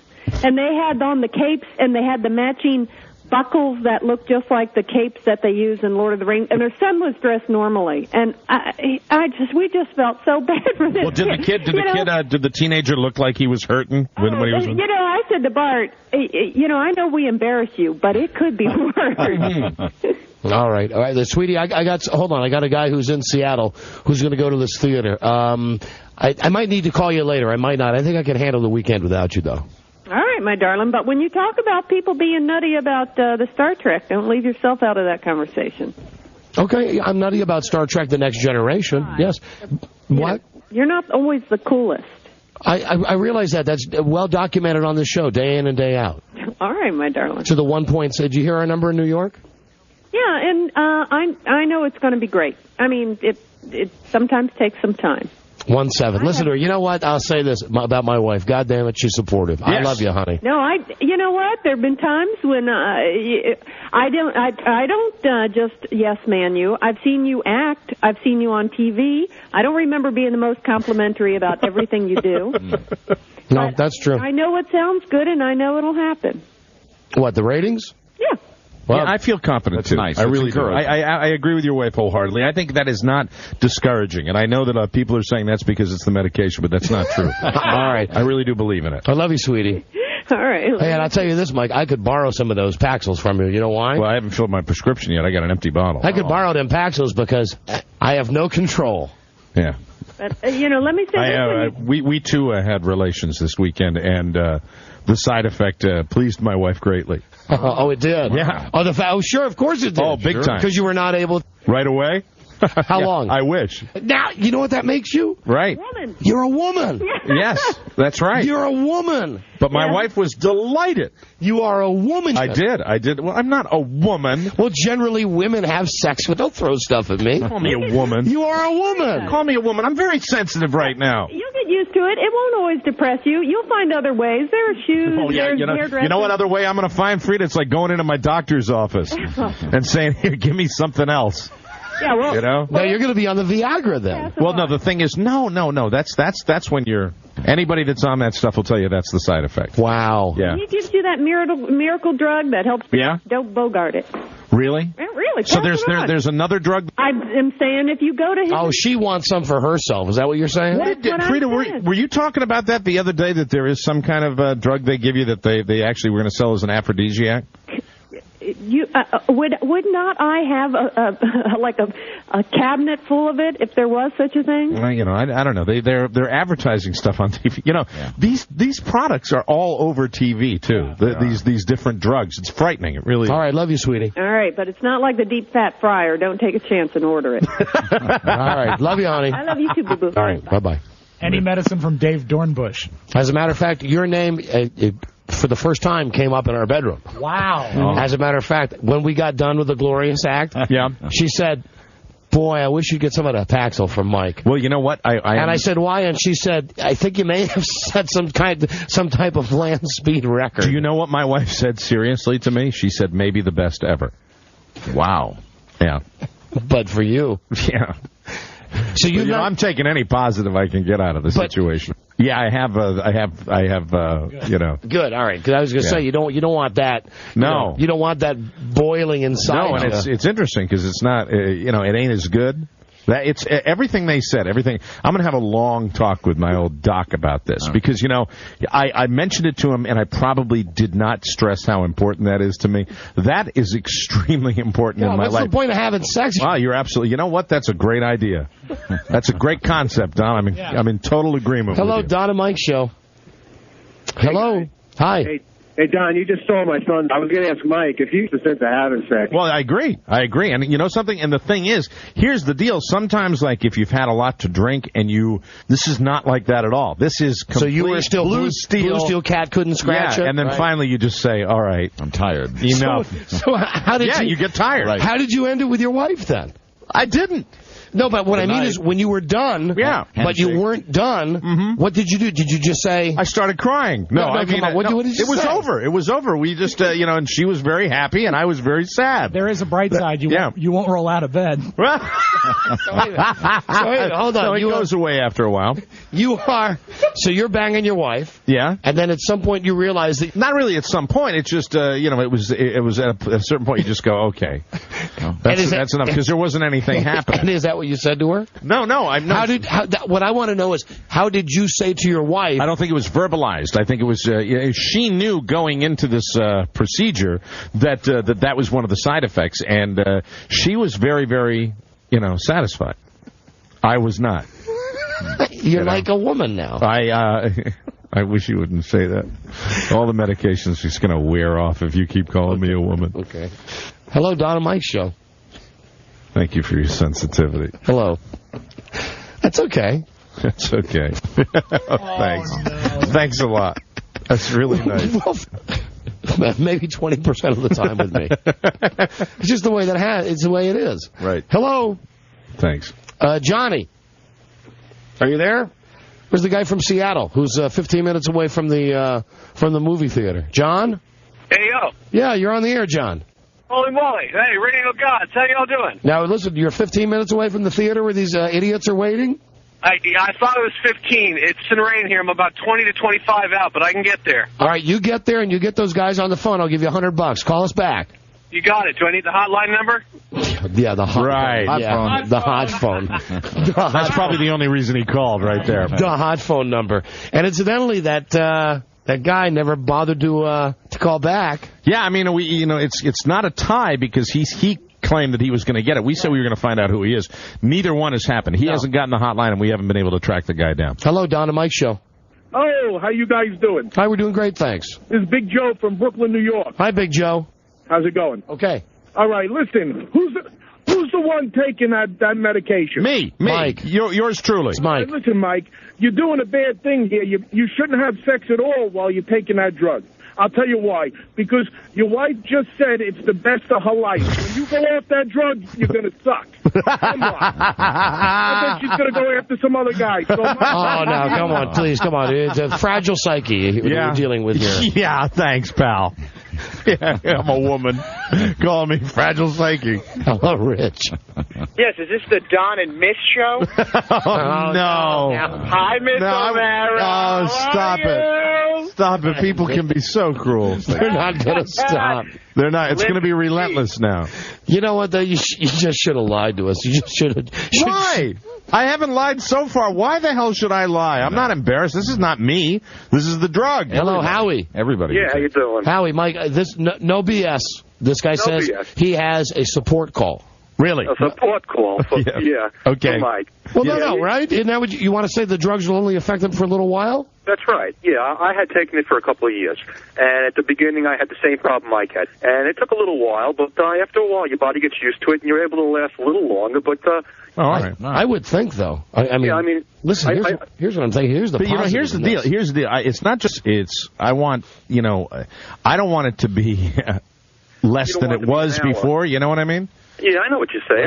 Don's talking about seconds, and you're talking about hours, and it does get tiring after a while. It does. But I think maybe the doctor I talked to said that too. That after a while you do get used to it, and it's right now I'm at the very beginning of this this epic. Riddle me this journey. Riddle me this, because this to me would seem to be a positive that I could pull out of this, and what you're saying leads me to believe maybe it's not. Right. So you bang your wife. Yeah.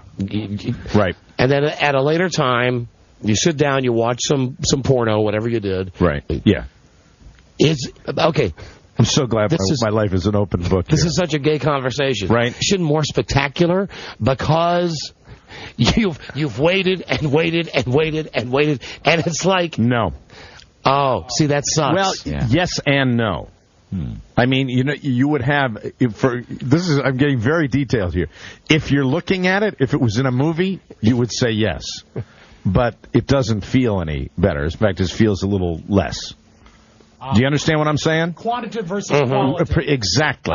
Thank you. Okay, I got you. Right. Yeah. Well, good for you. Well, I mean, it's just good for you. I'm going on what the doctor said. What this guy said, that after a while you get used to it. You know what I mean? Well, here's the deal. I don't doubt. Do you remember when I lived in my old house in Gaithersburg, and my wife went down to the basement, and when she pulled away the TV set from the wall, right, she could tell that I had been down there. Oh, that's disgusting. Because there. No, I was in the basement. Oh, okay. So gross. I was in the basement. So very gross. So different than when you discuss a woman hitting the wall. I understand. It could not be any more totally different thing here. But here's the deal. I don't doubt that what that guy said and what the doctor said is that after a while you do get used to it. But if it is something where it is in any way diminished, I am going to give it some time.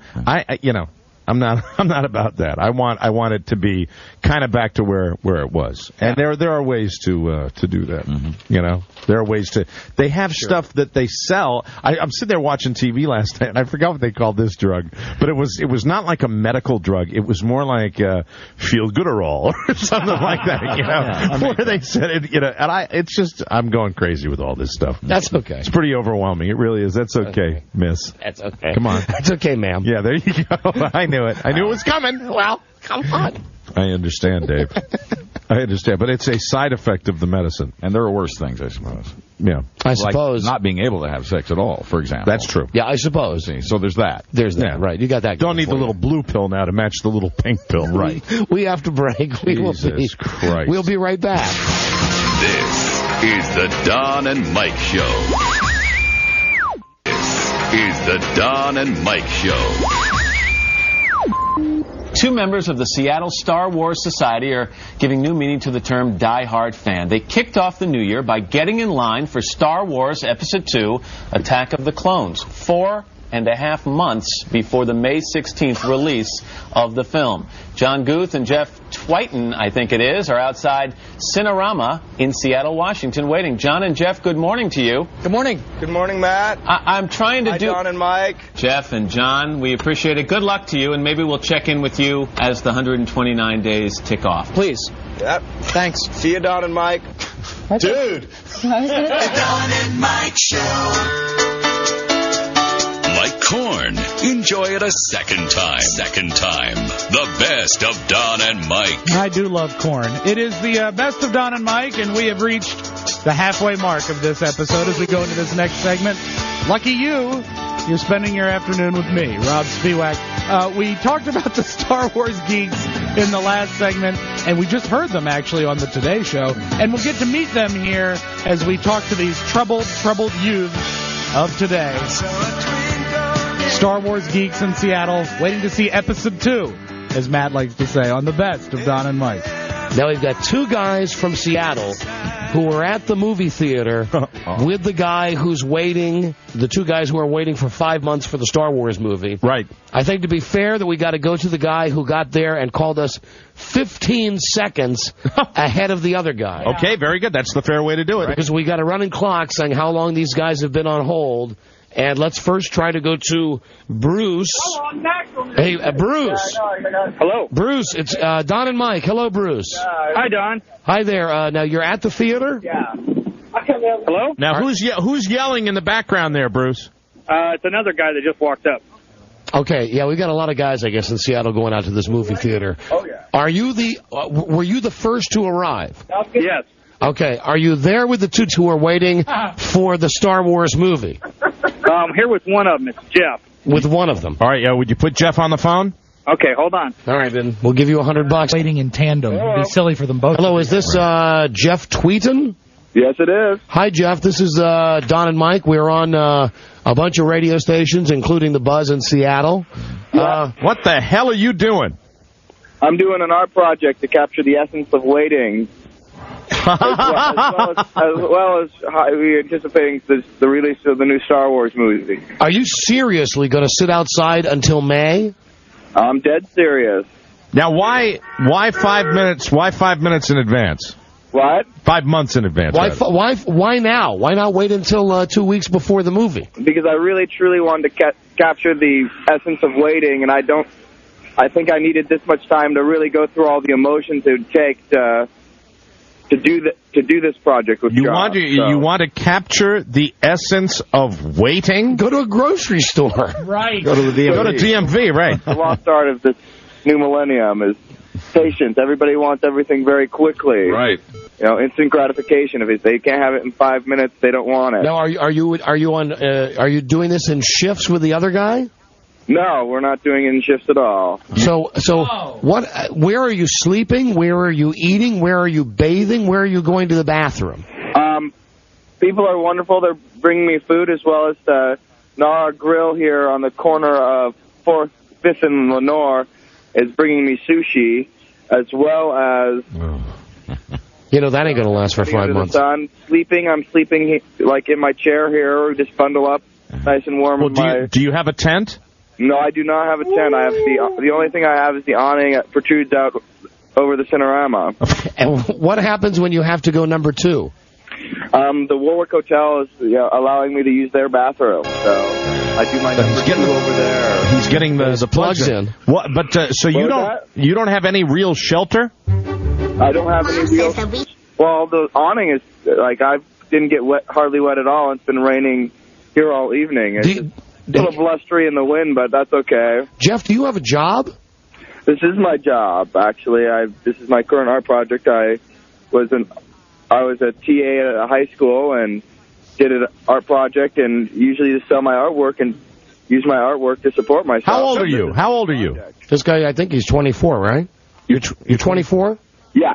And the other guy's 32? Yeah. What's your educational background? I went to the Art Institute of Seattle, and I was going to school to get my teaching certification. So are you saying this has nothing to do with a disproportionate love of Star Wars? It has a lot to do with a disproportionate love of Star Wars. So you have that too. But it's not. That's only a small fraction of the larger picture. Okay. It's the essence of waiting. Where's your pal at? Where's your buddy that's doing this with you? He's actually updating the website and talking to a whole bunch of you guys and trying to coordinate times in which to talk to you guys. A bunch of disc jockeys. See, that's what's great about our shows. That we just give $100 to send someone down with a cell phone. I don't want to coordinate or do anything. Who wants to coordinate with these guys? Well, we'll probably keep sending people down every once in a while to check on you. Okay. What do you do about sex? Well, the Fox Communications, has given us a van, so I guess I could just, make that into a shaggin' wagon. Are you a heterosexual, a homosexual, or a bisexual? I'm a heterosexual male. All right, so if we got you a woman down there, do you want to hook her? Yeah, I think so. As I said, everybody asked me. I've been saying send a stripper, and I could really use a lap dance. So. Oh, okay. All right. Good heterosexual down here, that'd be great. Well, now listen. Here's the deal. If we do send you a stripper, probably have to go to the van for that. And we get you a lap dance. What do we get in return when you're interviewed on Entertainment Tonight? We say we're the official radio show of this lame ass stunt. I'll put it up on the website, and I'm sure a lot of people will pick that up. No, F that. It's got to be something better than that. Yeah, if we send you something better than that. Yeah, we want a little more exposure. If you get that national TV time, you got to thank us on national TV if we're going to send you a stripper. Because, eventually, if you really do stay out there for 5 months, like the Today Show will have you on. Right. We're actually going to be on there, I think, in the next couple of days. Of course, because it's that time of year. All right, well then, listen. I tell you what. If we get you a stripper out there today, will you say hello to us on your first morning network television show appearance and thank us for our support? Sure. Why the hell not? All right. Why the hell not? Okay. All right. Wait. Let me get your guys' names again and. Yeah. Your guy will give it to me. All right, put Bruce, my man Bruce, back on the phone. Okay, here's Bruce. Bruce, excellent job for this guy, Bruce. Way to go, Bruce. Thanks, Don. Hey, Bruce, listen, thank you so much for listening. Bruce, you've won $100 for being the first to go down and tell me something, though. This guy can't hear me. Does this guy look like a fag to you, or does he look straight? What does he look like to you? No, he's just a normal guy that's out here just into Star Wars. All right, he's not wearing anything weird? Doesn't look like a nerdnik or anything, like a pocket protector kind of guy? No, not at all. All right. All right, then, Lisa, what we're going to need to do is coordinate with a West Coast outfit.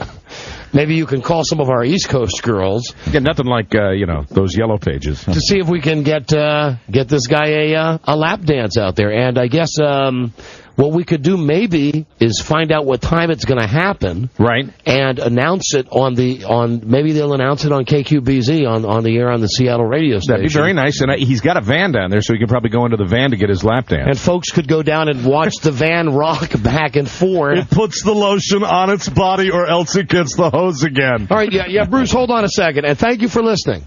Hold on, please. That's too many details for me to think of right now. Well, he asked for a lap dance. You got to like the guy right there. There's a little normalcy that came into that. All right, so Lisa, here are your tasks. You ready? I'd like her to wear a Darth Maul outfit, though. Let's get him a stripper that looks like Boba Fett. I mean, they're like Jabba the Hutt. I mean, a big Yoda. Let's get him a stripper. Let's get him a stripper. Get him a lap dance. See if we can get it today, because you know you can use my credit card for. Let's see if we can find out and we can announce before we go off the air today what time the stripper will be down there. Very good. Then let's see if KQBZ will announce the time beyond being on our show. We've never called KQBZ. We've never had contact with KQBZ. And then tomorrow we can have people from Seattle call us to tell us how this guy enjoyed his lap dance while he's waiting in line for 5 months for Star Wars. Yeah, we'll have to visit him again. And then the Rube better say hello to us to Katie Couric. Yeah, he was a little shaky about that. You think Katie will get that, or are they going to farm that off to Soledad or perhaps Ann?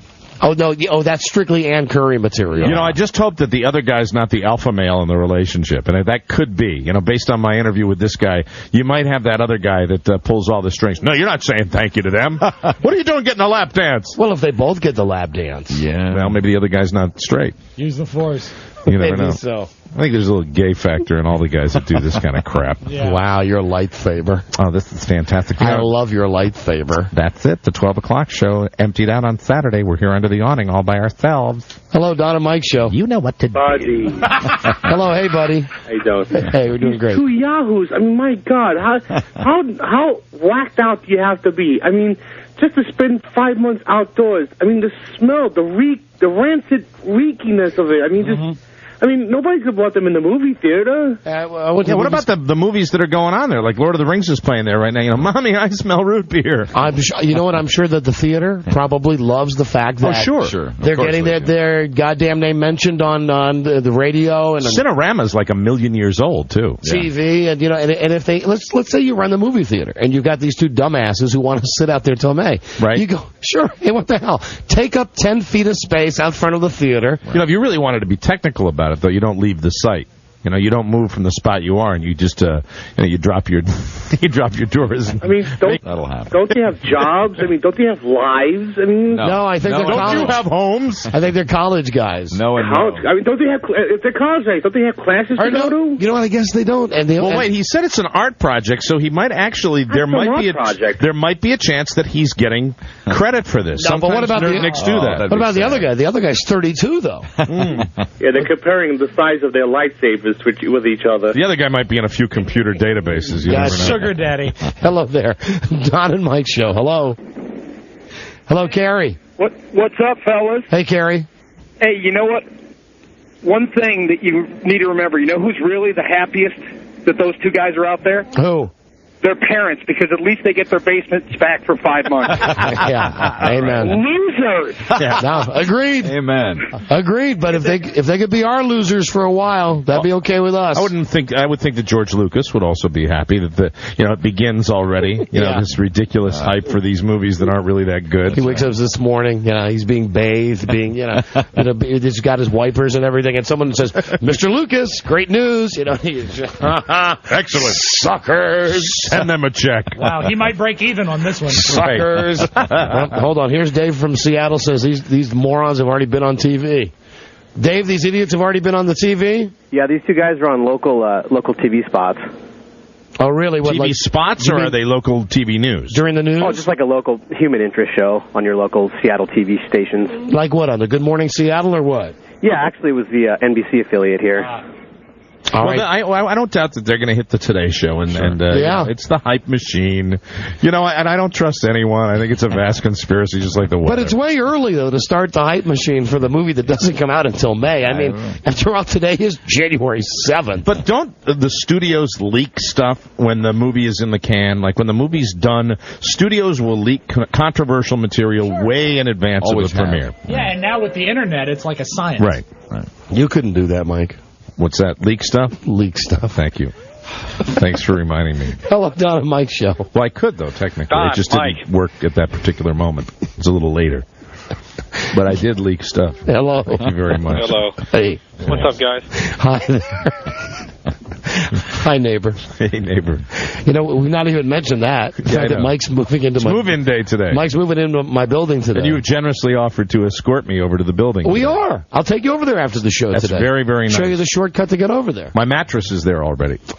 That's what they told me. Hello, Don and Mike. You're on the air. Hey, guys. Hi. So how in the world is this art for this guy to sit out for 5 freaking months? I don't get it. Well, art is a very subjective thing. There are some who would say this radio show is an art form. Yeah. It's the essence of waiting. I just don't understand. Someone needs to go out there and kick that guy in the ass. All right, perhaps that won't happen as well. You never know. Hello, Don and Mike show.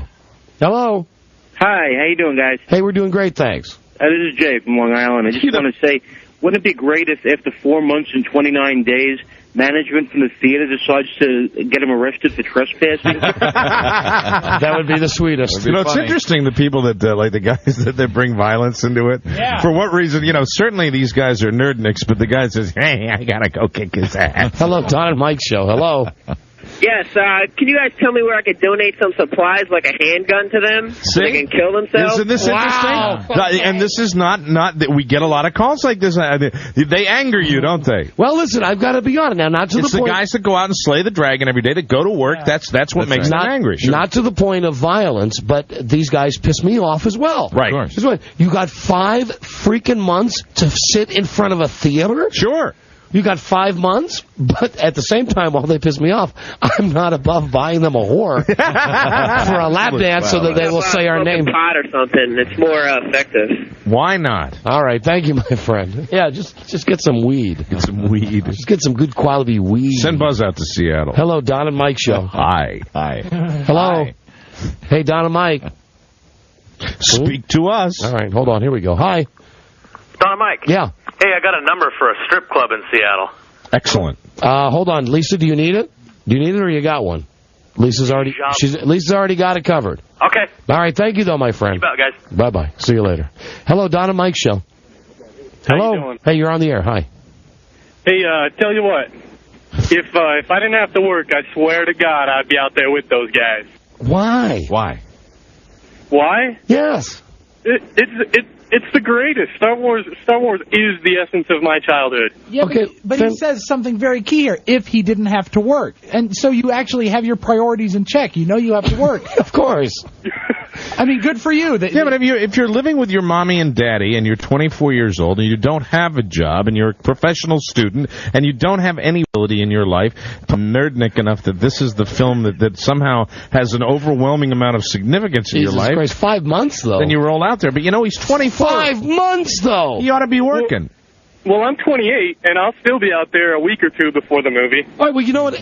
Even though that's retarded, I'll give you that. That's a week. Okay, there you're being just a giant fan of Star Wars. 5 months in advance, I mean, you need to have your head examined. I hate lines of any kind for anything, anywhere. It's the worst thing in the world. Like when you see a super deluxe line somewhere, of any kind. like for a restaurant or something like that. To me, food is wonderful, but there's no food good enough to stand in line, especially if you're going to be at like a cheap chili eye Fridaygans and stand in line on a Friday night. That guy wants the essence of waiting. Go to the airport on Thanksgiving. Right.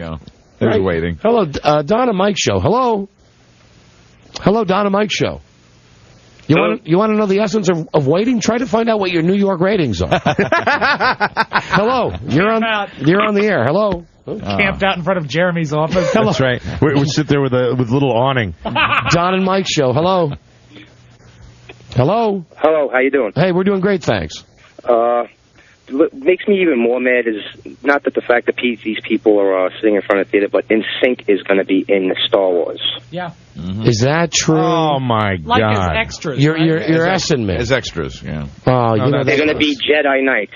Oh, Jedi fags. Way to whore it out, All George. Right. Thank you.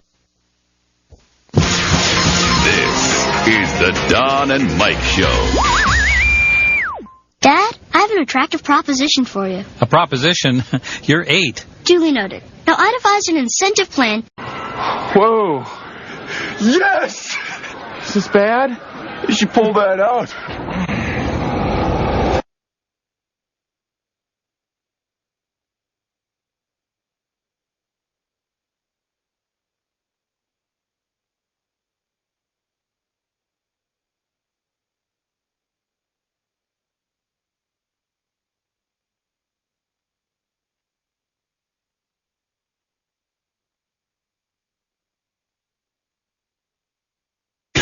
You'll love them just like a retarded cat. Don and Mike. You know, when I wrote that, I didn't know what it meant. Still don't. It is the Best of Don and Mike Monday, September 12th edition. 'Tis I, your old buddy Rob Spiewak. Good stuff today. I don't know about you, but I sure am enjoying these moments from Don and Mike yesteryear. When Beth Ann picked out the segments, she's sort of like a theme today. It's a very Mike-centric show. And today we look back when Mike moved. He had to take another house for personal reasons. And he moved into a house. He called it the Speakeasy. And here's the recap of the move. It was a wonderful move. It's the Best of Don and Mike. Well, over the weekend, my friend Mike. Well, we're moving on now. Not really. Had the opportunity to move into the Speakeasy. Yeah, the Speakeasy's up and running now. I went to school moving into the Speakeasy. I was kind of low key because I'm moving so close to where my wife and my kids are living most of the time now. Right. That I kind of low keyed this move.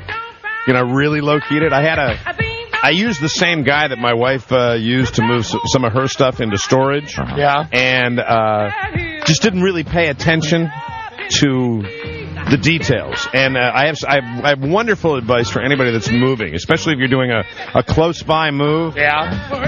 See, I have a different circumstance because I'm selling my house and my wife is still living in it, and we're on very good terms even with the separation, so we can pretty much come and go as we please. I mean, last night my kids stayed with me, and they're going to stay with me for a couple of nights, and so my wife came over and was like setting up their beds and stuff, their bunk beds, and everything was cool. So the fact that I'm going back and forth, I said, well, I don't need to really worry about stuff. I'll just have the movers move the big stuff. And so Saturday was my moving day. Actually, Friday, because of our circumstances, I said, you know, if you can let me in a day early, Friday night will be my first night in the place. So I'll have in the Speakeasy. In the Speakeasy. And this is, and you know, we're not talking about last Friday. We've been off a long time. I'm talking about a week ago Friday. So I had the movers come out, and I said, you know, the guy came over, this guy Buddy, who is this great moving guy. He's got a small moving company. Hey, buddy. And Buddy says, you know, just put stickers, these little orange stickers on everything that you want to move. There you go. So I waited till maybe like 5 minutes before Buddy was going to get there to race through and put the stickers on everything. And I didn't realize you got to like empty the drawers and stuff. And I just really blew it. I mean, I blew it because I'll tell you why. I'll tell you why this has been difficult. It is difficult because you know that I'm not really digging this situation. I'm not really motivated because it's me that's moving out. And, you know, you're not really happy. And I'm not happy about it. And not thrilled. And it's sad and all those things. So what I tend to do is what I guess most normal people do. You kind of avoid those difficult situations to the last minute. And so what I did was I put these stickers on all the big, heavy stuff that I couldn't move myself. And I figured. Your dresser. Yeah, dresser, furniture. Couch. Beds, mattresses, things like that. All the stuff that is really heavy stuff. And I assume that I'll just go back and forth. And I said, but I'd have everything I needed.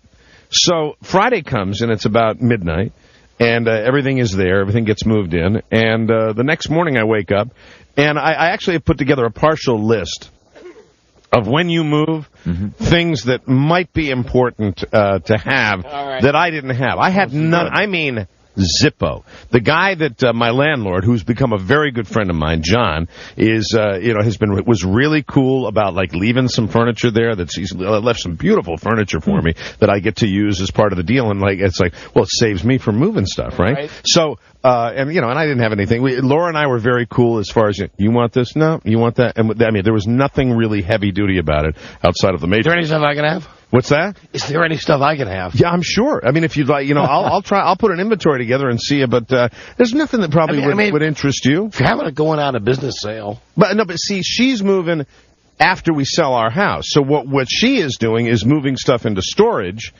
until she gets her place. Oh, all right. And so then after that, we will have. What did he write? Rob would like to buy your slot machine. Slot machine. I think we sold it. Wow. Yeah. Take a loss? Because, Daryl never really fixed it. Yeah. So it never... And you remember when I had the whole idea of putting the casino in my house in the bottom? The casino idea, which Don accurately predicted... Don accurately predicted that the casino would not happen. But you remember what you said? You said it would last like a month. It was like the only thing you were like a week too long. Because it lasted about 3 weeks. Forgot about the slot machine. Home casino. If that slot machine had worked properly, then it would have maybe lasted 2 months. But the fact that slot machine was constantly broken.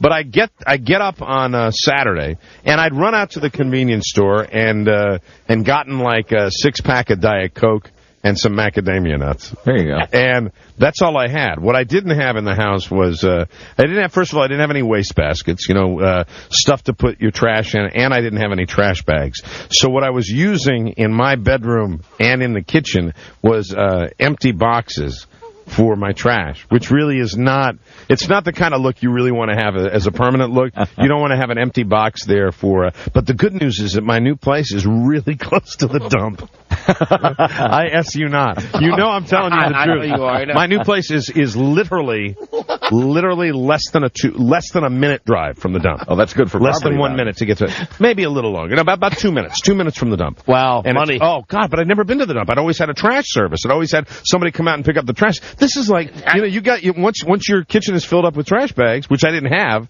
you can actually take it. But what I was doing was I was throwing all my garbage in. And mostly paper products, mostly other empty boxes for stuff that I was buying to move into. I had one big cardboard box in the kitchen where I was throwing like paper towels and stuff, and then one big cardboard box up in the bathroom in my bedroom. Okay. Yeah. So because I've got a nice place, it's a really pretty place with a great view. I love it. I mean, I really love it. But I totally miscalculated this move. I was not prepared for it, and so I didn't have waste baskets. I had no toilet paper. Oh. Now, for me, toilet paper is like, that's it. You had to go. That's a trip to the convenience store. Did you have, like, paper towels? Or? I had no paper towels. I did not have. Somehow in the move, I forgot to bring pillows. So I had a mattress with a sheet on it and bedding, because the mattress, they brought the bedding. Because they said, do you want us to take the sheets off your bed that you're taking? I said, no. Just move, if you can, if at all possible, move the entire bed with the bedding on it, and then just put it on the bed, and it'll say, because I am, I am not a domestically inclined individual. That's probably one of the reasons I'm separating anyway. My wife couldn't stand it. A lot of things are becoming clear to me as to why this separation may have occurred. When they moved your mattress? Yes. You mean I think they did, or no, because they didn't put the bedding back on it. They had actually they did. They ripped the bedding off because it was like getting hung up on stuff, so they actually put it in a box. And that was what a pain in the ass that was. You know what? You get me for any domestic task. This whole bedding issue, which they make you do in the Army and things like that, I am really, really bad at it. So I had a box of sheets, and you have the mattress pad, and then you have to put the what the hell is the thing? Yeah, the fitted sheet. Right. Yeah, thank you, Martha. Yeah, you put the fitted sheet on it, and then you put the sheet on the regular flat sheet, as it's called. Yeah, because I bought some flat sheets at Kmart. I'm embarrassed to say that Martha Stewart, the closest everything store to me, is the bankrupt Kmart. So great, you're now close to the dump. I'm close to the dump, and I am close to Kmart. That's great. Yeah. So I didn't have pillows, plates, glass. because I had to write a check to the movers and I didn't have a pen, but Buddy had a pen, of course. So I was able to write I was able to write Buddy his check. I had the checkbook out, which is, to me, that's job one. Have the checkbook with you because you can write. I didn't have an alarm clock. I didn't have any towels. I didn't have any towels, and I looked in the linen thing, and there was like a towel from the landlord. Now, I'm sorry, but it was a clean towel. Wait, when you were going through your house, how come you didn't at one point? I didn't have any pants either. I didn't have any pants when I first moved. When I woke up on Saturday morning, I had all these golf shirts hanging in my closet that I brought over myself, and I didn't have a pair of pants. Well, how come when you left? I wore swim trunks all day Saturday, like gym shorts and swim trunks are what I wore. When you left the house that your wife, I'm not making it up. You left the house that your wife is living in now. Yes. As you were 10 minutes down the road, it's about a 10-minute drive. As you were going 8 miles exactly. As you're going through though. Yes. Why didn't you stop by the kitchen to say, me need food? Because I didn't process that. I was thinking about getting all the big stuff, and I was overeager, to spend my first night in my new place, and I was just not thinking about like the stuff you need, and I was getting because you left without your pants. I didn't have any pants. I didn't have any dress pants at all. No pants and no shorts. You are a damn dumb. I had underwear. I had a drawer full of underwear, and but I didn't have any pants. I could have gone to the golf course with the finest golf shirts that I own, with my hanging out, and it would have been fine. But I didn't have that, and I didn't have a knife or a fork. So, but I did have. I'll tell you what I did at the grocery store. I bought Pop-Tarts, macadamia nuts, Apple Jacks, some chips, and Chef Boyardee ravioli. And I got home, and the house comes with a microwave. So I looked for a bowl, and I wasn't gonna heat the ravioli up in the can because it makes sparks. Right. So, and I've eaten cold ravioli. I love it actually. I like you just right out of the can, and I ate it with my hands. Because at that point I did. At that point I had gone to the convenience store and gotten toilet paper and paper towels, but I didn't. And no, I'm lying. I didn't. I ate one thing with I pulled the ravioli up, and the top strand of it like peeled back, and I knew that it was going to be impossible. And then John, the landlord, in like the very top shelf in the kitchen, had plastic knives and forks. Why didn't you just at one point? Now I've since in the week since I'm still catching up. I'm still trying to, and I still got half my stuff at the house. Why don't you just go to your wife's house and say, "Listen, I need some forks, spoons, plates, cups. I need my pants." Well, because I believe that it was my perception that when I finally was out and when I was going to, when everything had been done, it was my perception that she was really, grateful. That I was gone. And so it was something that I didn't want to burden her with that. And as far as like dishware and stuff, she's got that house. That's for her, and I'm going to get my own dishes and move my own stuff in, and I didn't want to borrow. And when I came over, let me just say something. She gave me some towels. She gave me a lot of towels. I did real well with towels. Yes. You got a birthday coming up. Yeah. You know what? Everybody, if you have any birthday coming up, June 22nd, if you have any, now, I want everybody just to, yes, absolutely. Go. Back off, because, it's going to be simple stuff. This will be the cheapest birthday, I swear to God, because what I need is basic, inexpensive stuff. Even better, today, go to Fair Oaks to, Williams-Sonoma and register. Okay, I'll register. Yeah, it'll be like a bridal registration. But I'm really good with kitchen stuff because I did that. I'm more. Let me noodle it through. I think Bed Bath & Beyond has registration. See right now. You know what? Here's the deal. You're putting pressure on me right now. Yeah. I'm not going to remember anything I want. It's just I'm doing all right. You got 2 weeks. We'll help you. But I could use a lot of bedding stuff. Yeah. Hex also does great registration where you just use a little gun to zap what you need. I was really happy though, and I really would like to say to the people. You'll never do that, Rob. No, I won't. No. It's fun though. You love it. What size bed? Well, I have a king. Okay. I have a big bed. Got it. Yes, sir. Big, empty bed. I do. It's the lonely guy. If you saw my bedroom right now, it is pathetic. It is. Now, the rest of my house is coming together. As a matter of fact, it's looking pretty good. But I'll tell you, in the kitchen... This is the story of how I became a lonely guy. It is really a pathetic bedroom. It is a completely pathetic. You lonely guys have been with us since the beginning of time. It is not the nicest bedroom I've ever seen. I mean, it's a beautiful, like, laid out bedroom, but the biggest bedroom in the house is I reserved for the kids, so they could have a play area in there and do that. Nice. And they dig that. They rattle around in it and stuff. They were a little scared last night because it was their first night in the house. Sure. And so they ended up crawling into bed with me. And so I have these these $1 million bunk beds that I bought that are down on the lower level. And we're all sitting there. And it looks like a game of Twister when you wake up in the morning. With feet and it's just, it was not. And I whenever, Daddy, where's the forks? Hey, I've taken care of that. Hey, you know what I did today? Seriously, now this I'm talking about almost 2 weeks ago, right? Or a week ago. A week ago Friday. A week ago Friday.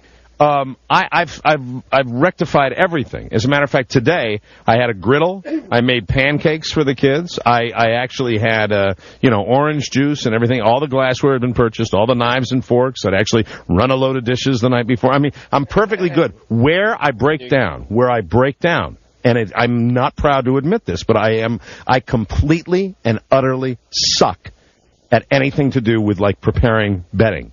I hate it. I'm bad at it. I'll put that fitted sheet over in the corner, then I'll go to put the other corner, and the thing pops up into the air, and I get pissed off, and I'm trying to get this thing right, and then by the time when I get it all set, and you fluff it up in the air to get it all nice and level, and it just looks like somebody rolled around in it. It's horrible. Why don't you hire yourself a Consuelo? Because Dad, I'm brand new to this yet. I'm not there yet. I'm probably going to bring a Consuelo in there, eventually. But that also is, I got the hinkies about somebody coming in and what's it going to be like? So don't go with Consuelo. What's it going to be like when she finishes up, doing the house and cleaning and stuff?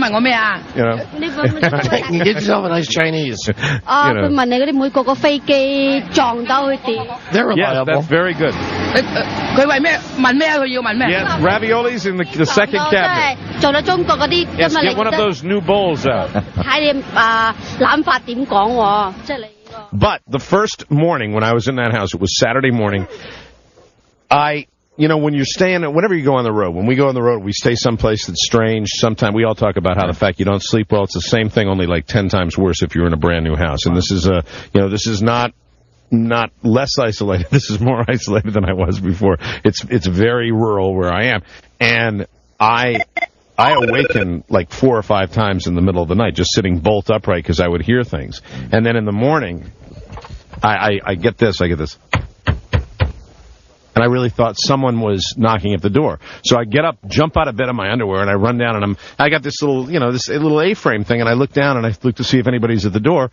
I go back in. It's 5 o'clock, and I crawl back into bed, and then seconds later, I hear the, and I run out again. I don't know what the hell is going on.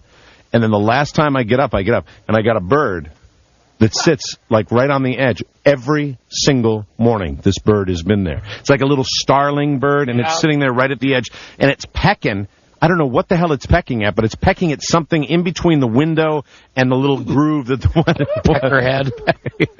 And it's sitting there, and it wakes me up but now I've grown accustomed to. I actually put bread out on the front porch for the bird because the bird is, and my kids saw the bird this morning, and it's nice. But the moral of the story is if you're this going is the story of how I became a lonely guy. I'm not all that lonely. I mean, that's why God invented bars. Man and his bird. I've been with us since the beginning of time.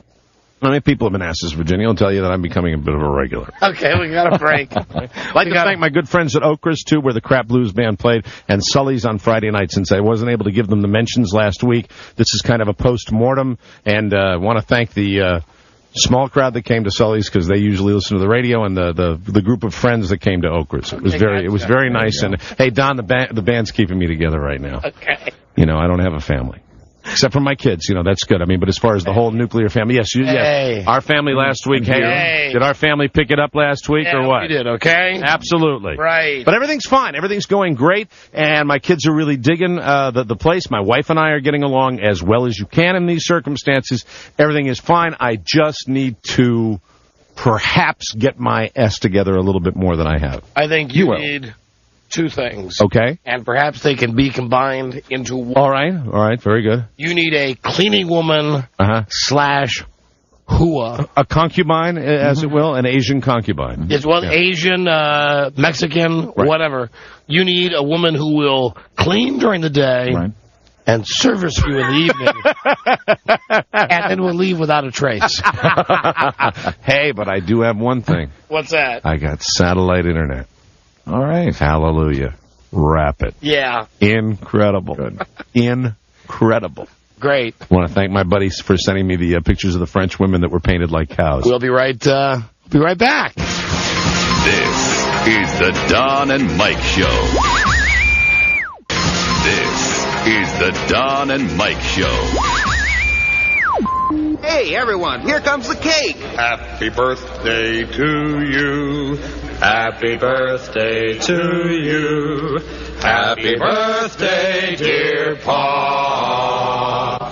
Happy birthday to you. Hey! Boys, I just don't know what to say. I'm overwhelmed. This is what all the secrecy was about. We've been planning it for weeks, Pa. Took a little bit of doing, too, Paul. Well, I appreciate it. But why this particular day? Because it's your birthday. Oh, Adam, we all know my birth records were lost. I've never known my birth date. Well, we do now. Took a lot of letter writing, but we finally traced the daughter of your old family minister, who had recorded it also. That's wonderful and real thoughtful of you fellas. I've always missed having a regular birthday. How old am I? Oh, you'd be surprised, Pa. Yeah, that's what I'm afraid of. Fellas, how about a song in honor of Pa? Now, wait a minute. Now, there's something I'd like to say. Well, maybe I can say it best in this song. Sometimes it's hard to be a woman, giving all your love to just one man. And if you love him, oh, be proud of him, 'cause after all, he's just a man.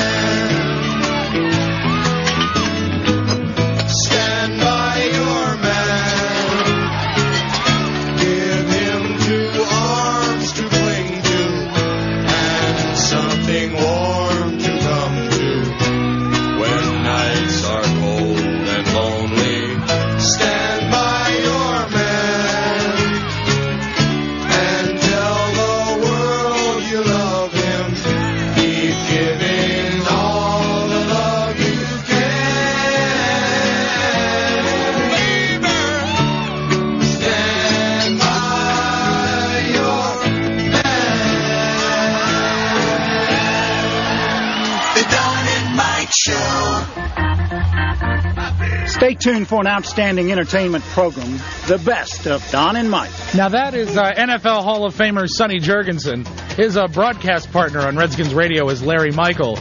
And Larry Michael knows a secret. So if you're listening locally, make sure you listen to Redskins Radio. Don't worry, I won't let the cat out of the bag. It is the best of Don and Mike, your old buddy Rob Spiewak, sitting here with you, enjoying some great stuff. Let's go back to the 30th anniversary of Watergate. If you're an older person, perhaps you remember that historical footnote. And there was a guy that used to work here. No, not Ralph Renzi. It was G. Gordon Liddy. And we had him in the studio, sort of. It's the 30th anniversary of Watergate on the best of Don and Mike. 30 years ago today, something happened in America. That's right. And, you know, he's going to be reaping the benefits. He'll be on TV tonight getting free publicity like he's some kind of goddamn hero. Come on in. 30 years ago today, this feeble old man broke into the Watergate Hotel. Brother Donald, I am here. I have reclaimed my proper role. Middays on WJFK. Let me sit down right now. Now, G, we're going to have to do a break. A break? Ein Break? There we go. Break. But you without a doubt are getting all this free publicity again because it was 30 years ago today that the Watergate burglary was discovered. Right. From the USA Today. Hold on just a second here. Let me read. Dateline Washington. Even as President Bush's approval ratings remain high, his political advisors are mapping a strategy. No. Don't read out of the newspaper. Please. Like you do on your radio show. I thought you'd be interested to recapture the magic that I possessed when I was in this particular time slot. Are you saying that you will not assuage me, Donald? See my Harley Davidson. Have you gone to the bathroom recently? I need my Tupperware, and I will do that right now. If the lovely Diana will bring me my Tupperware, I will relieve my bladder. Where is Julie Aurora? How's the missus? Fine. Thank you for asking. I am very happy to be here. Of course, it is the anniversary of the break-in. I'm very happy at the Watergate. Hey, hold on. We'll be back with our special guest, a guy who and goddamn you, that now there's no need to take the Lord's name in vain. 20 years ago, when the guy worked at the station, he got the bonus during the ratings of being on TV for the 20th anniversary of Watergate. Right. Then the 25th anniversary of Watergate. And now today, you're getting all of this attention for the 30th anniversary of Watergate. But it should be pointed out, it's the 30th anniversary of you bungling a burglary. Dateline, Genesee, Colorado. The clouds of smoke towering over Colorado from the West Indies are invisible from this vast suburban enclave in the foothills west of I smell. I've had one. Okay, let me clean myself. I will do so because I'm potent. As you can clearly smell, I am potente. Sure are. We'll be right back. And we're back on the Don and Mike Show. This is G. Gordon Liddy. Right before my review of and comment on the news, we will be discussing what is on the minds of most people today. Of course, the anniversary of Watergate. Watergate, yes. I'm sure many of your listeners are curious, especially many of the same people who frequented me during this time of day on this particular time and place. The smaller number of people. Yes, indeed. And you know what? We're also... Indeed, sir. We are also coming up on the 1-year anniversary of you being fired. That is correct, Brother Donald. And I regret that day. I rue that day. I drove away in my Harley-Davidson motorcycle with a lovely Diana on the back of it. But I am very happy to say it's good to be back. Diana Kay, executive producer of the G. Gordon Liddy Show. Indeed, sir. You are correct. 3 times stacked and packed girl. Diana Kay breaks the blonde stereotype in pieces with her 158 IQ. And sadly, they're in stain. Recruited by the G-Man after a 13-year award-winning career in national sales and marketing, she joined the show in November 2000. Indeed, she did, sir. 30-something Diana is the voice you hear when you call to speak with the G-Man on the air. I'm on your website right now. She could not, I think I'm not overstating it, as you will clearly see, as I could not possibly have picked anyone lovelier or more bright, and she's a hell of a girl. Well, there's a picture here. Indeed. There's a picture here of the two of you, which appears to be quite intimate. Where you are hugging her and she is... Well, most women, I should point out... Playing with your belly. Now, just hold on there. Let me point out to you that I am a tremendously, even at my age of 70-plus years, I am still virile and potent, and women cannot... resist my charms, Brother Donald. You should know that that's true. Of course, that's true. I'm looking here, though, on your webpage. Yes. And, yes, indeed. The GGordonLiddyShow.com. Yes, the webpage without the liberal Lanny Davis. And I noticed, let me just count here in the picture. Silent coup. I'm going to count 1, 2, 3, 4, 5, 6, 7, 8, 9, 12, 15, 18. Yes. 21, 24. 24 pictures of your producer, Diana, yet Indeed. I can't find one picture of your stately wife, Frances Liddy.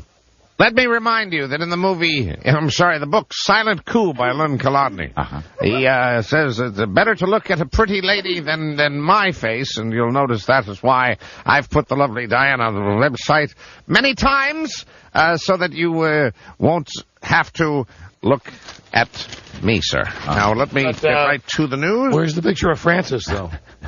We don't seem to have that up there, but I'm sure that if someone would call me, when I wrote Monkey Handlers, they always wanted photographs. I'm sure you can get a photograph wherever you want. Why'd you F up the burglary?